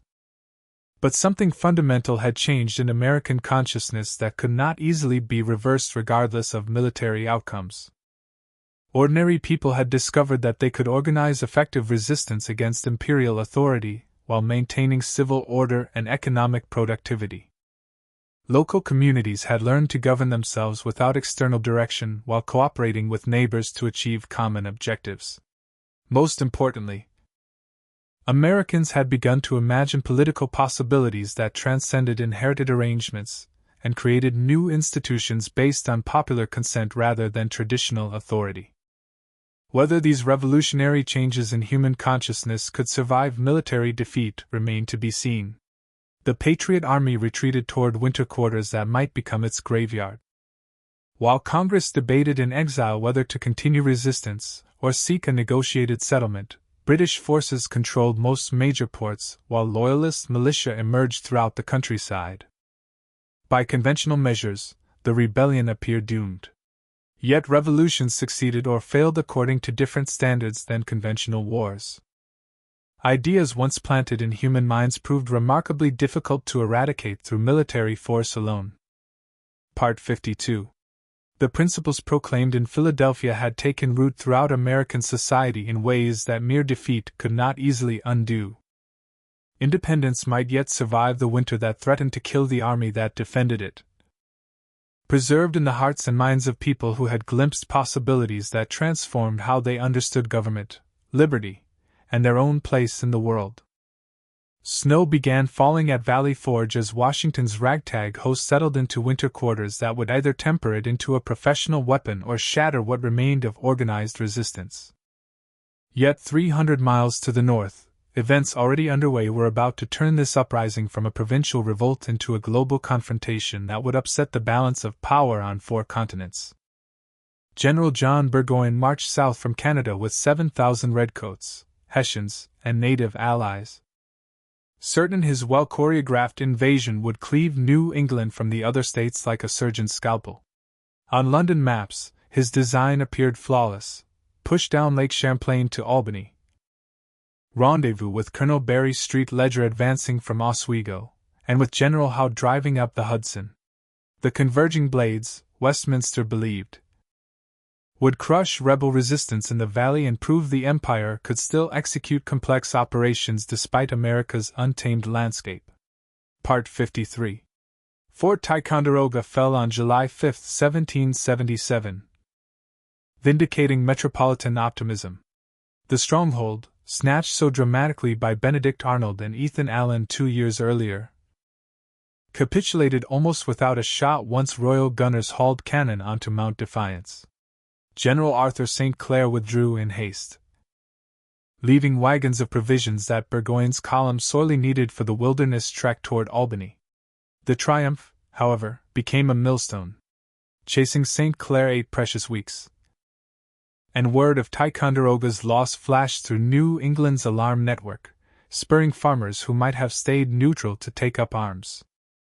Nothing rallied local resolve more quickly than proof that royal bayonets could stab deep into land patriots considered their birthright. Burgoyne's procession into the interior exposed the fatal flaw in London's scheme, applying European logistics to North American woods. His enormous baggage train, perfectly ordinary on the continent, turned into an anchor on roads that had to be hacked from forest and bridged with felled trees. Colonial axemen dropped pines across the route, while local bands peppered every foraging party. 20 miles of track consumed nearly a month. Settlers drove off livestock, torched grain, and left only bare hearths for the invaders. What started as an imperial parade now resembled a desperate slog, manpower and material bleeding away faster than any musket volley could manage. Part 54.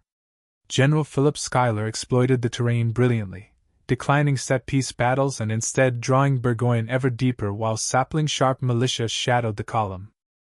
Farther west, St. Ledger's wing stalled at Fort Stanwix, where Colonel Peter Gansford refused to surrender. The siege dragged on. Relief militia under Nicholas Herkimer were ambushed at Oriskany in brutal hand-to-hand combat. Mortally wounded, Herkimer propped himself against a tree, calmly issued orders, and smoked his pipe as combat raged. Enter Benedict Arnold with a handful of regulars and a talent for psychological warfare. He scattered rumors of thousands of reinforcements stalking the woods. Native auxiliaries melted away, and St. Ledger's expedition collapsed. South of the Hudson, Howe decided fatally to sail for Philadelphia instead of marching north. Burgoyne, unaware he had been abandoned, plodded on. His bid to plunder supplies at Bennington crashed into John Stark's New Hampshire men, crying, "We'll beat him today or Molly Stark sleeps a widow tonight." Nearly 1,000 Imperials were lost, casualties Burgoyne could ill afford. Meanwhile, at Valley Forge, Baron Friedrich von Steuben began overhauling Washington's ranks. The flamboyant Prussian drilled the men relentlessly yet respectfully, crafting discipline compatible with Republican sensibility. Officers learned to earn authority. Privates grasped the cadence of synchronized volleys. Command in the north passed from Schuyler to Horatio Gates in August, just as thousands of short-term militia streamed to the colors. For once, rebel numbers surpassed the professionals. Part 55. Burgoyne pressed on regardless. At Freeman's Farm on September 19, his bayonets seized the field but bled heavily. Arnold's dash and Daniel Morgan's riflemen stung the red line repeatedly, proving American troops could trade fire with veterans in open ground. The showdown arrived at Bemis Heights on October 7. Gates preferred a defensive grind. Yet Arnold, riding like a fury despite having been relieved of command, led a furious counterstroke. Simon Fraser fell to marksman Timothy Murphy's long shot. The Imperial flank buckled, and dusk found Burgoyne reeling. 10 days later, near the hamlet of Saratoga, the beleaguered British general surrendered his entire force. The Convention army laid down arms. Muskets, cannon, and powder changed hands along with a surge of confidence money couldn't buy. Dispatches raced to Paris. Franklin, lounging in plain Quaker gray, needed no embellishment. Victory spoke for itself. On February 6, 1778, France signed a treaty of alliance. Spain and the Dutch Republic would follow. The conflict instantly widened to the Caribbean, Gibraltar, even India, forcing Britain to defend an overstretched empire on multiple fronts. Back in Europe, Catherine the Great championed the League of Armed Neutrality, hobbling British efforts to police the seas. Meanwhile, American privateers and John Paul Jones chewed at British commerce. Insurance rates skyrocketed. Spring found Steuben's newly honed battalions leaving Valley Forge. They marched in step, loaded by the manual, and trusted the line instead of the tree. French frigates prowled the Atlantic, and Marquis de Lafayette returned with word that a fleet and an army would soon follow. Part 56. The tide had turned, but costs remained. Redcoats still held key ports.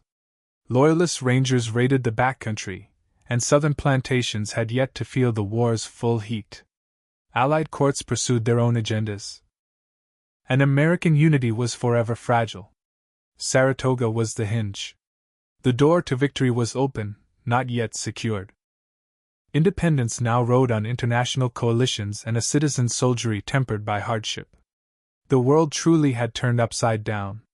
But it had not yet come to rest.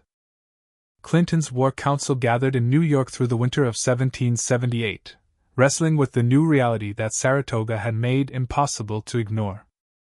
Northern drives had bled veteran regiments white while gaining little more than proof that New England farmers would fight like cornered wolves whenever their liberties were threatened. With France now formally allied to the rebellion, the struggle had leapt from a colonial insurrection to a globe-spanning conflict stretching imperial resources to the breaking point. Yet surrender was unthinkable for a kingdom that measured its very identity by the reach of its empire. Out of those grim calculations emerged a last desperate throw of the dice. The Southern strategy. British intelligence insisted that loyalty to the crown ran stronger below the Potomac than it ever had in the North. Wealthy rice and indigo planters in Georgia and South Carolina, bound to slavery for their prosperity, supposedly feared social upheaval far more than political separation. London reasoned that if royal armies could reclaim the lower provinces and rally these cautious elites, the rebellion might be rolled back province by province until New England was once more isolated and exhausted. Part 57. Lord George Germain embraced the plan with enthusiasm, revealing how poorly Whitehall grasped Southern complexities.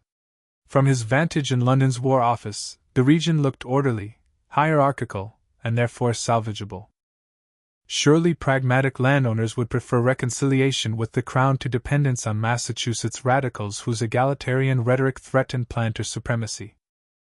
Lieutenant Colonel Archibald Campbell's expedition proved at first that Germain's optimism wasn't entirely baseless. On Christmas 1778, he stormed Savannah, and Georgia's patriot government collapsed in a matter of days. Local loyalists surfaced overnight, and thousands rushed to swear allegiance once red uniforms patrolled the streets.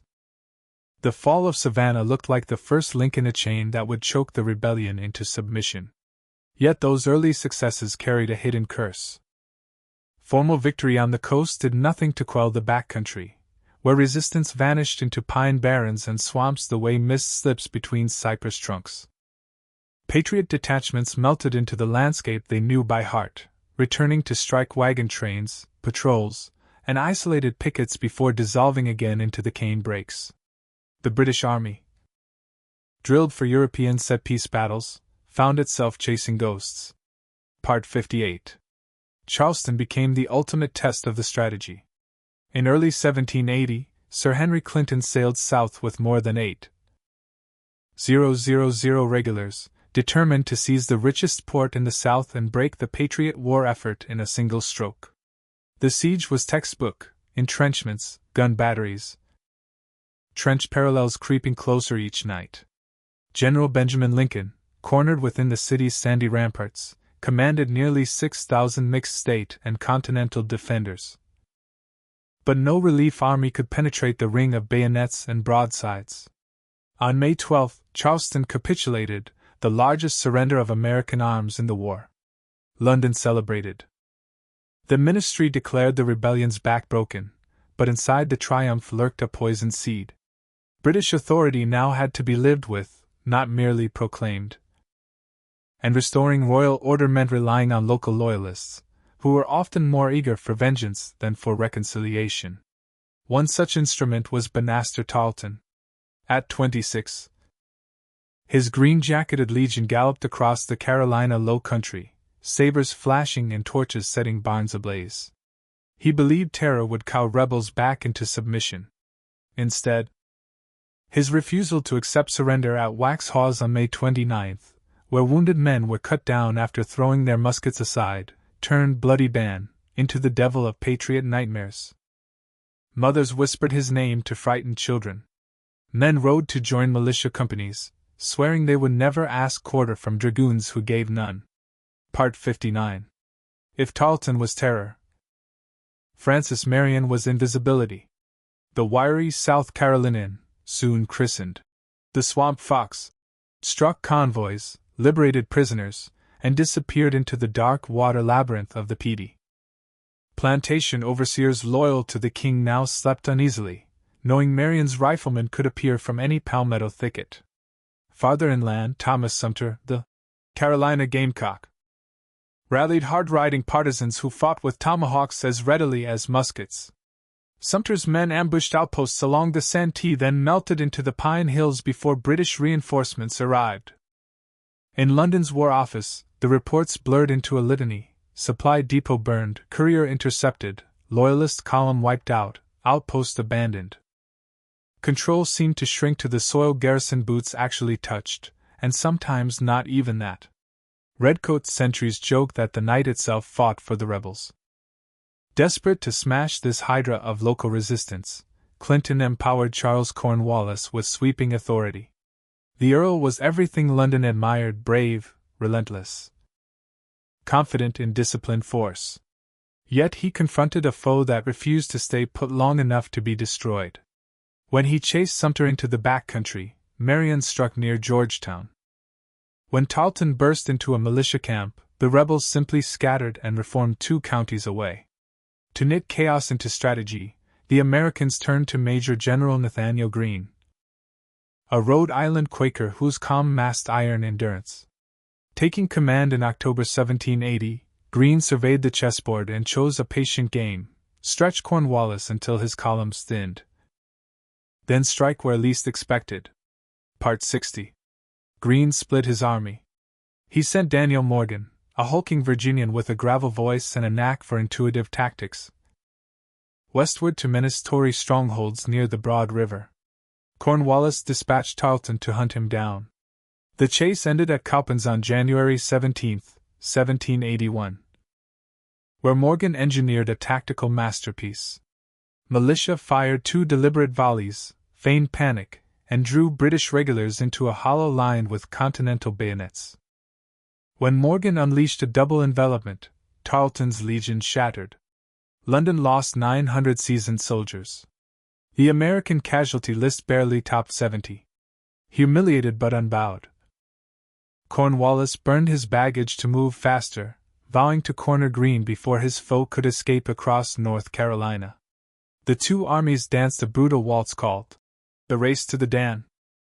Greene's men, ragged, shoeless, fueled by scant rations, slipped across icy rivers hours ahead of pursuers. Cornwallis, deprived of supply wagons and forced to subsist off a countryside already stripped by foragers, bled men daily to disease and exhaustion. When Greene finally offered battle at Guilford Courthouse on March 15, 1781, Cornwallis believed he'd found the decisive clash he craved. Tactically, he was right. The field belonged to the king's army when the smoke cleared. Strategically, he had purchased that ground with a quarter of his strength. Losses: Britain could ill afford 8 years into an exhausting war.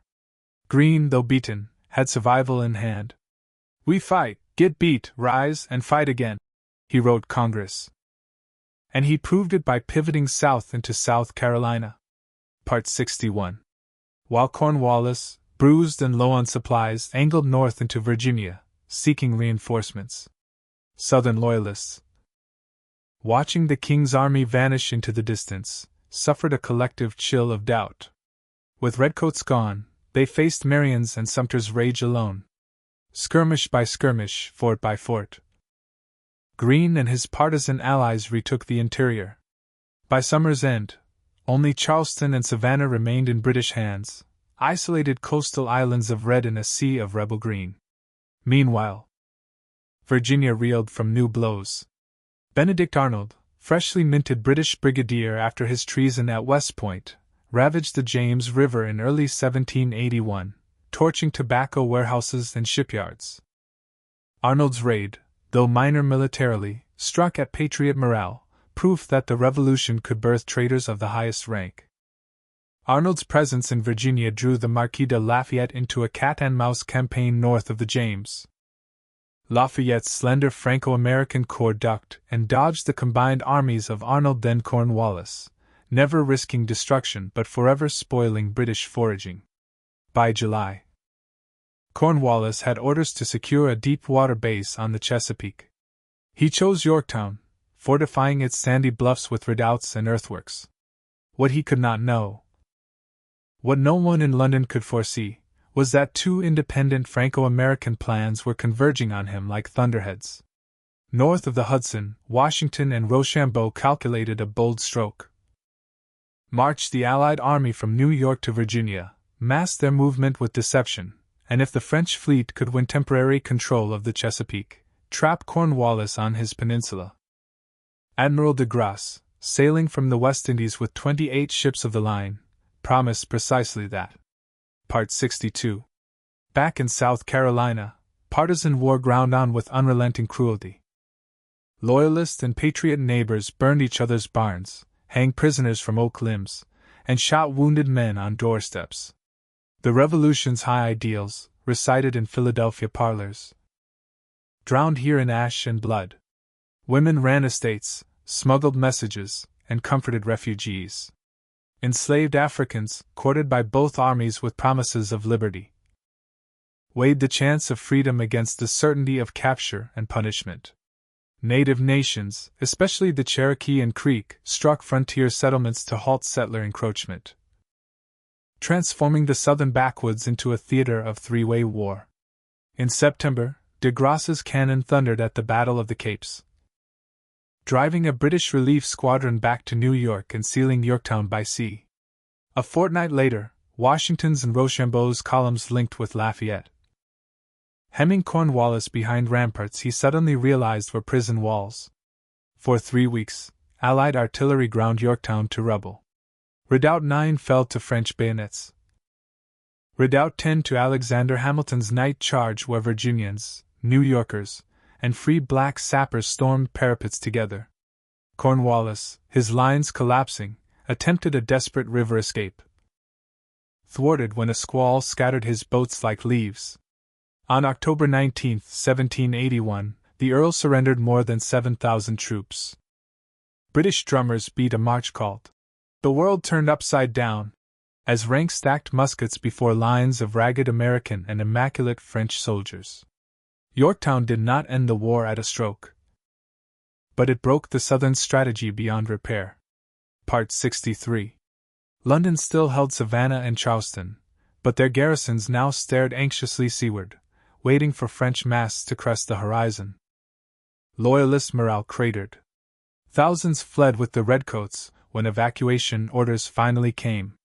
Plantation aristocrats once tempted by British overtures now hedged every bet, negotiating quietly with state officials to protect their wealth and a patriot future. Fire and betrayal had tested the Revolution's sinews without snapping them.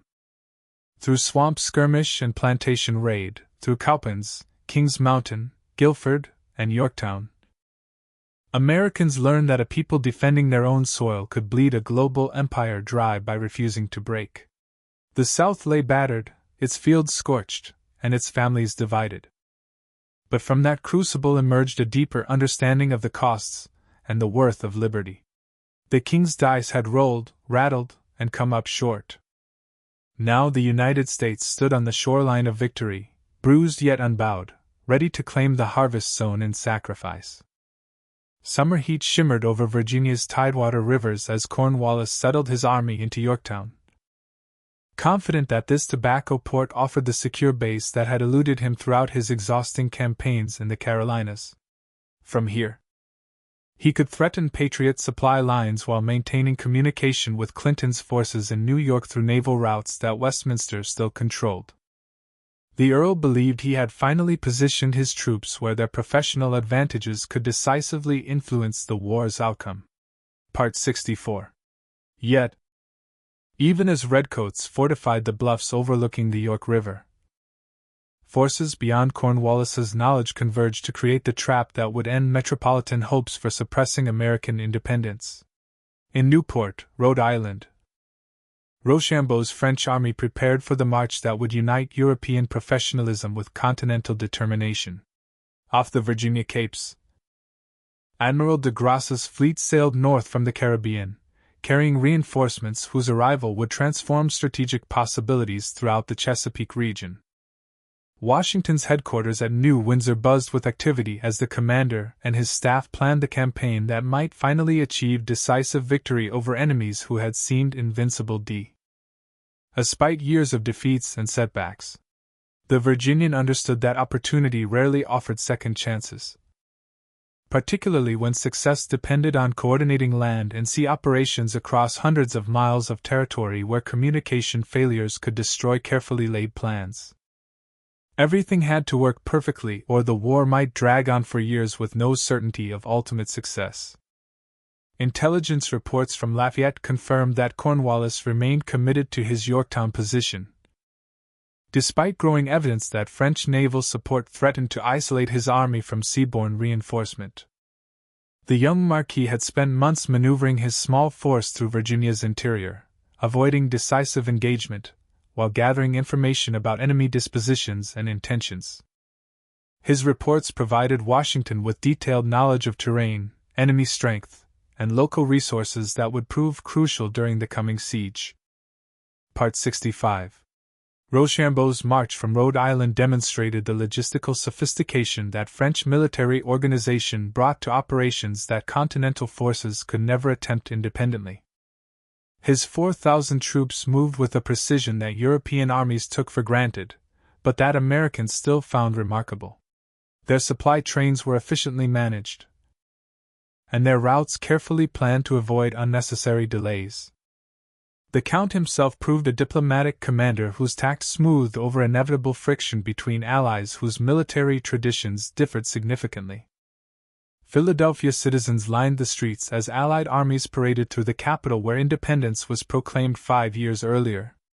Continental soldiers, now disciplined veterans whose bearing reflected von Steuben's training, marched alongside French regulars whose white uniforms and professional equipment epitomized European military excellence. The symbolism struck observers forcefully. America's citizen soldiers had earned respect as equals from the world's finest military forces. Yet beneath this surface harmony, tensions persisted that reminded participants that allies remained foreigners whose ultimate interests might not perfectly align with American goals. French officers accustomed to aristocratic deference sometimes struggled with republican informality that treated merit above birth. Continental commanders, jealous of their hard-won authority, occasionally resented foreign expertise that implied their own inadequacy. Only a shared commitment to defeating common enemies prevented these cultural differences from undermining military cooperation. Part 66. De Grasse's arrival in the Chesapeake during late August transformed strategic calculations throughout the theater by establishing French naval supremacy in waters that Westminster had controlled since the war began. His 28 ships of the line dwarfed any fleet that local enemy commanders could assemble. Their crews included veterans of Caribbean operations, where French seamanship had repeatedly demonstrated superiority over individual metropolitan vessels. For the first time, Patriot forces would enjoy naval support during major operations. Admiral Thomas Graves' fleet from New York attempted to restore Westminster maritime control through the September 5 Battle of the Virginia Capes. But French tactical superiority proved decisive in an engagement that determined the entire campaign's outcome. De Grasse's line maintained formation while delivering concentrated fire that damaged enemy vessels without suffering comparable losses. Graves withdrew toward New York after failing to break through French positions, abandoning Cornwallis to whatever fate land operations might determine. Siege preparations began immediately as Allied engineers, led by French specialists whose expertise reflected generations of European fortress warfare, designed investment lines that would systematically reduce Yorktown's defenses through scientific methods rather than costly assault. Their trenches advanced according to established principles that balanced engineering efficiency with tactical security, creating protected approaches that allowed artillery to dominate enemy positions while minimizing casualties among attacking forces. Part 67. Alexander Hamilton commanded one of the assault columns that captured British advance redoubts during the October 14 night attack that broke Cornwallis's outer defensive line. The former aide-de-camp, eager to prove his courage in combat rather than merely staff work, led his men across obstacles that enemy engineers had constructed to channel attacks into killing zones. His success, coordinated with similar French operations against adjacent positions, demonstrated that Allied cooperation extended to the tactical level where personal courage determined immediate outcomes. Artillery bombardment intensified as American and French guns, positioned and captured advance works, delivered concentrated fire that made Yorktown streets uninhabitable while destroying buildings that provided shelter for defending troops. The siege followed European precedents that emphasized systematic reduction of enemy resistance through superior firepower rather than dramatic gestures that wasted lives without achieving decisive results. Each day brought the defending garrison closer to the point where further resistance became impossible. Cornwallis attempted a desperate breakout across the York River during the night of October 16, hoping to escape encirclement by abandoning heavy equipment while preserving his army's human assets for future operations. The plan required perfect coordination and favorable weather conditions that nature refused to provide. Violent storms scattered the boats needed for evacuation, while Allied sentries detected movement that threatened to transform organized withdrawal into chaotic slaughter. Part 68. Dawn on October 17 revealed the hopelessness of Cornwallis's position as Allied artillery resumed bombardment that the garrison could no longer effectively answer.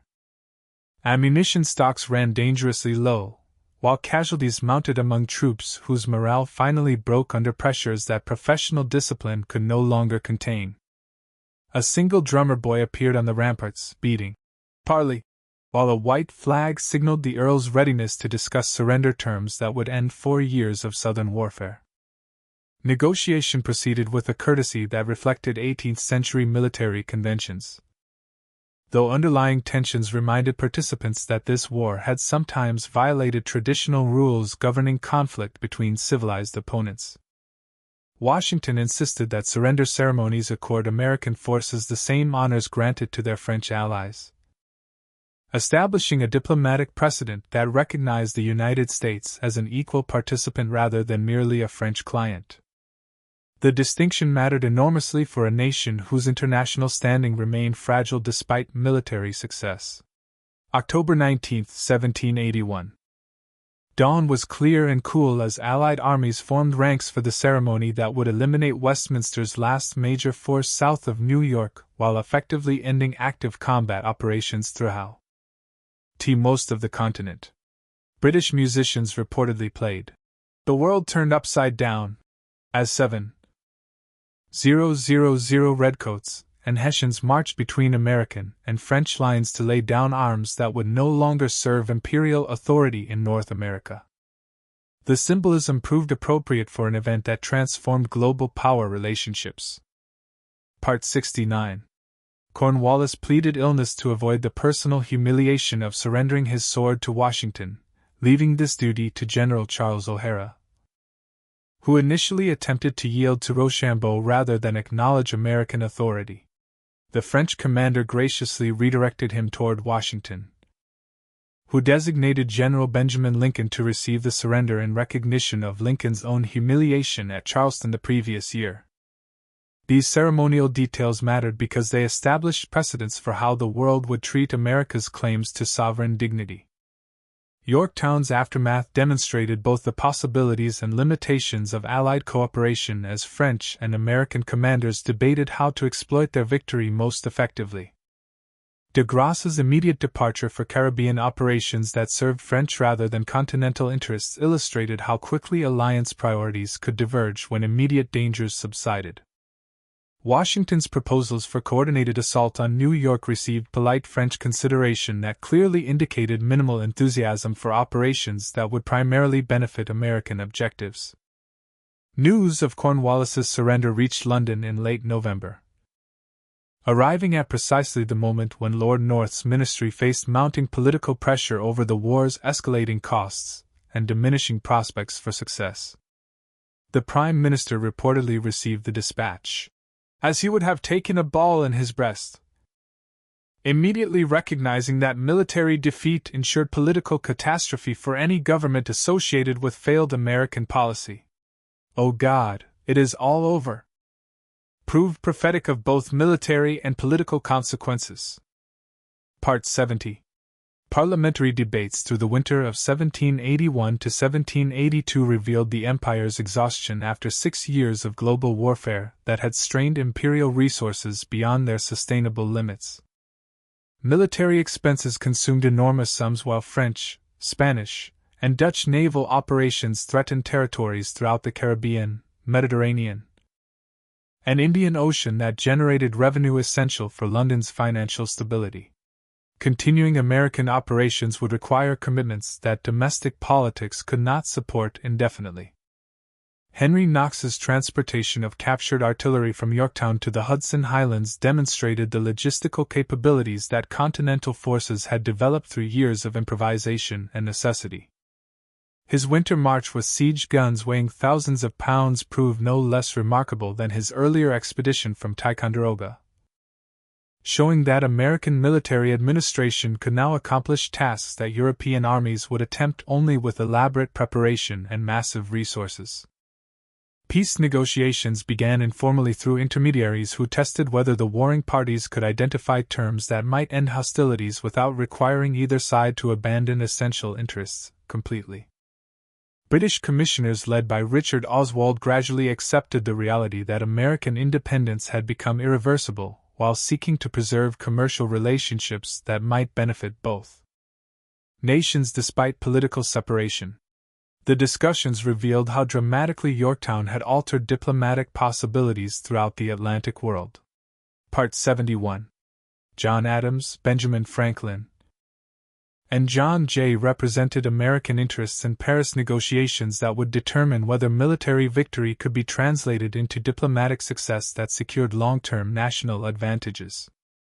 Their task required balancing gratitude to French allies against American interests that sometimes conflicted with European objectives, particularly regarding territorial boundaries and commercial privileges that would shape the new nation's future development. Alliance obligations had to not become permanent subordination. Preliminary peace articles signed November 30, 1782, granted American commissioners most of their essential demands while preserving British dignity through face-saving compromises that allowed both sides to claim reasonable success. The United States gained independence, territorial control to the Mississippi River, and fishing rights off Newfoundland that New England desperately needed. Britain retained Canada while recovering some Caribbean territories that compensated partially for North American losses. The definitive Treaty of Paris, concluded September 3, 1783, formally ended the global war that began as a colonial rebellion while establishing the United States as a sovereign nation recognized by all major European powers. The document represented a remarkable diplomatic achievement for a country that existed only in declaration 7 years earlier, but had now earned international acceptance through military success and shrewd negotiation. American independence became international law rather than merely revolutionary aspiration. Part 72. Washington's farewell to his officers at Fraunces Tavern in New York epitomized the Republican principles that had sustained Patriot resistance through 8 years of warfare against overwhelming odds. His emotional goodbye to comrades who shared victory and defeat demonstrated that military success had not corrupted the democratic values that justified revolution in the first place. The commander who could have become king chose instead to return power to civilian authority. December 23, 1783. Witnessed the ceremony at Annapolis that completed Washington's transformation from rebellious general to Republican citizen as he formally resigned his commission before Congress assembled in Maryland. D's temporary capital. The moment stunned European observers who could not imagine military commanders voluntarily relinquishing power that conquest had placed within their grasp. King George III reportedly declared that if Washington kept his promise to retire, he would be the greatest man in the world. Evacuation of New York on November 25, 1783. Marked the final departure of metropolitan forces from territory that the United States now claimed through right of revolution and treaty recognition. British ships carrying Loyalist refugees toward uncertain futures in Canada, Caribbean islands. Or Britain itself represented the human cost of political transformation that had created winners and losers whose fates would echo through generations. Revolution succeeded, but not without destroying the lives of those who chose the losing side. Part 73. Economic demobilization proved almost as challenging as military victory. As Continental soldiers returned to civilian pursuits in a nation whose financial structure had been shattered by years of warfare and inflation, many veterans received land warrants instead of cash payments, creating Western settlements that would extend American population into territories that independence had secured.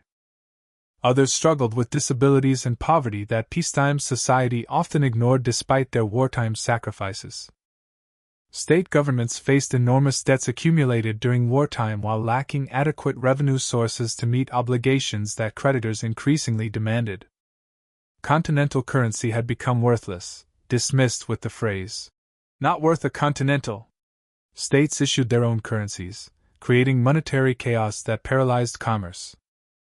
When Daniel Shays led fellow veterans in armed rebellion against Massachusetts courts foreclosing on their farms, political leaders recognized that liberty without order became anarchy. Foreign powers tested American resolve with barely concealed contempt. Britain refused to evacuate frontier posts. Spain closed the Mississippi River to American commerce. And European diplomats questioned whether the United States would survive long enough to honor the agreements it made. The Confederation appeared to be fragmenting before it had truly begun. Part 74. Mount Vernon provided the setting where Virginia and Maryland delegates meeting to resolve river disputes recognized that broader constitutional reform had become essential for national survival. Their discussions led to the Annapolis Convention, which attracted only 5 states, but produced Alexander Hamilton's bold call for a constitutional convention to address the fundamental problems threatening the Union. Philadelphia's State House welcomed delegates once again in the summer of 1787, this time to create rather than declare. George Washington presided with the same dignity that sustained the Revolution, while James Madison arrived with detailed plans for a stronger federal government. The convention quickly discovered that effective reform required scrapping the Articles entirely and creating something unprecedented, a republic spanning a continent. The debates were fierce. Large states demanded representation based on population, while small states insisted on equality. Southern delegates counted their slaves for representation, while Northern representatives questioned whether property could vote. The Connecticut Compromise split the difference with a bicameral legislature, while the Three-Fifths Compromise revealed the moral contradictions that independence had failed to resolve. Part 75. Ratification divided the nation between Federalists supporting the Constitution and Anti-Federalists fearing that strengthened federal authority threatened the liberty the Revolution was fought to secure. The Federalist Papers provided brilliant defenses of the new system, while Anti-Federalist demands for explicit protection of individual rights forced the promise of a Bill of Rights that would limit governmental power through constitutional amendment. State-by-state ratification proceeded through conventions that revealed Americans were still learning what self-government required. When George Washington took the presidential oath on April 30, 1789, he completed the transformation from revolutionary resistance to constitutional government, while establishing precedents that prevented the presidency from becoming the monarchy that critics feared. The Bill of Rights, ratified in 1791, fulfilled Federalist promises while demonstrating that the Constitution remained a living document capable of peaceful improvement. As the French Revolution erupted across the Atlantic, Americans discovered that their own revolution had been remarkably moderate, achieving change through constitutional methods rather than the chaos that seemed to consume their former allies. The peaceful transfer of power from Federalists to Democratic Republicans following Thomas Jefferson's election in 1800 proved that constitutional government could survive partisan conflict. Americans had learned to distinguish between opposition to particular policies and treason against the nation, a lesson that many revolutions failed to master. Part 76. By 1825, as the revolutionary generation passed from the scene, the United States had achieved most of the goals that independence was meant to secure: political freedom, economic prosperity, territorial expansion through the Louisiana Purchase, and international respect. The constitutional system had survived its initial tests while demonstrating remarkable capacity for peaceful change. Yet challenges remained that revealed how difficult it proved to translate revolutionary ideals into perfect practice. The westward expansion that fulfilled revolutionary dreams displaced Native American tribes whose rights the founders recognized in theory but often ignored in practice. The slavery that contradicted revolutionary principles spread westward, creating tensions that constitutional mechanisms might prove unable to resolve peacefully. Revolutionary principles continued working their way through American society, challenging established privileges while extending liberty's benefits to groups initially excluded from full citizenship. The process proved gradual and sometimes painful, but the direction remained clear, toward greater inclusion and more complete realization of human equality. As night fell over the republic that revolution created, Americans could reflect upon achievements that had exceeded their boldest hopes, while recognizing that liberty required constant vigilance. The revolution had ended, but its work continued through constitutional government that provided peaceful mechanisms for extending freedom's benefits while preserving the union that independence made possible. Part 77. The last veterans slept peacefully in graves scattered across a continent their courage had made free. Their legacy lived on not merely in the independence they won, but in the constitutional system they helped create. A government that derives its just powers from the consent of the governed while protecting the unalienable rights that make human dignity possible. The American Revolution found its true conclusion not in military victory, but in the quiet miracle of constitutional government that serves revolutionary principles while adapting to challenges the founders could never have imagined. The story ends where it began, with ordinary people making extraordinary choices about human freedom, proving that the revolutionary idea that all men are created equal can become more than just words on parchment. In this peaceful moment, the revolution's greatest victory became clear: not merely independence from tyranny, but the creation of institutions that make human liberty possible for generations yet unborn. The fire of freedom, lit in Philadelphia and preserved through 8 years of warfare, now burned steadily in the hearth of constitutional government, tended by citizens who understood that eternal vigilance remained liberty's price. The American Revolution was complete.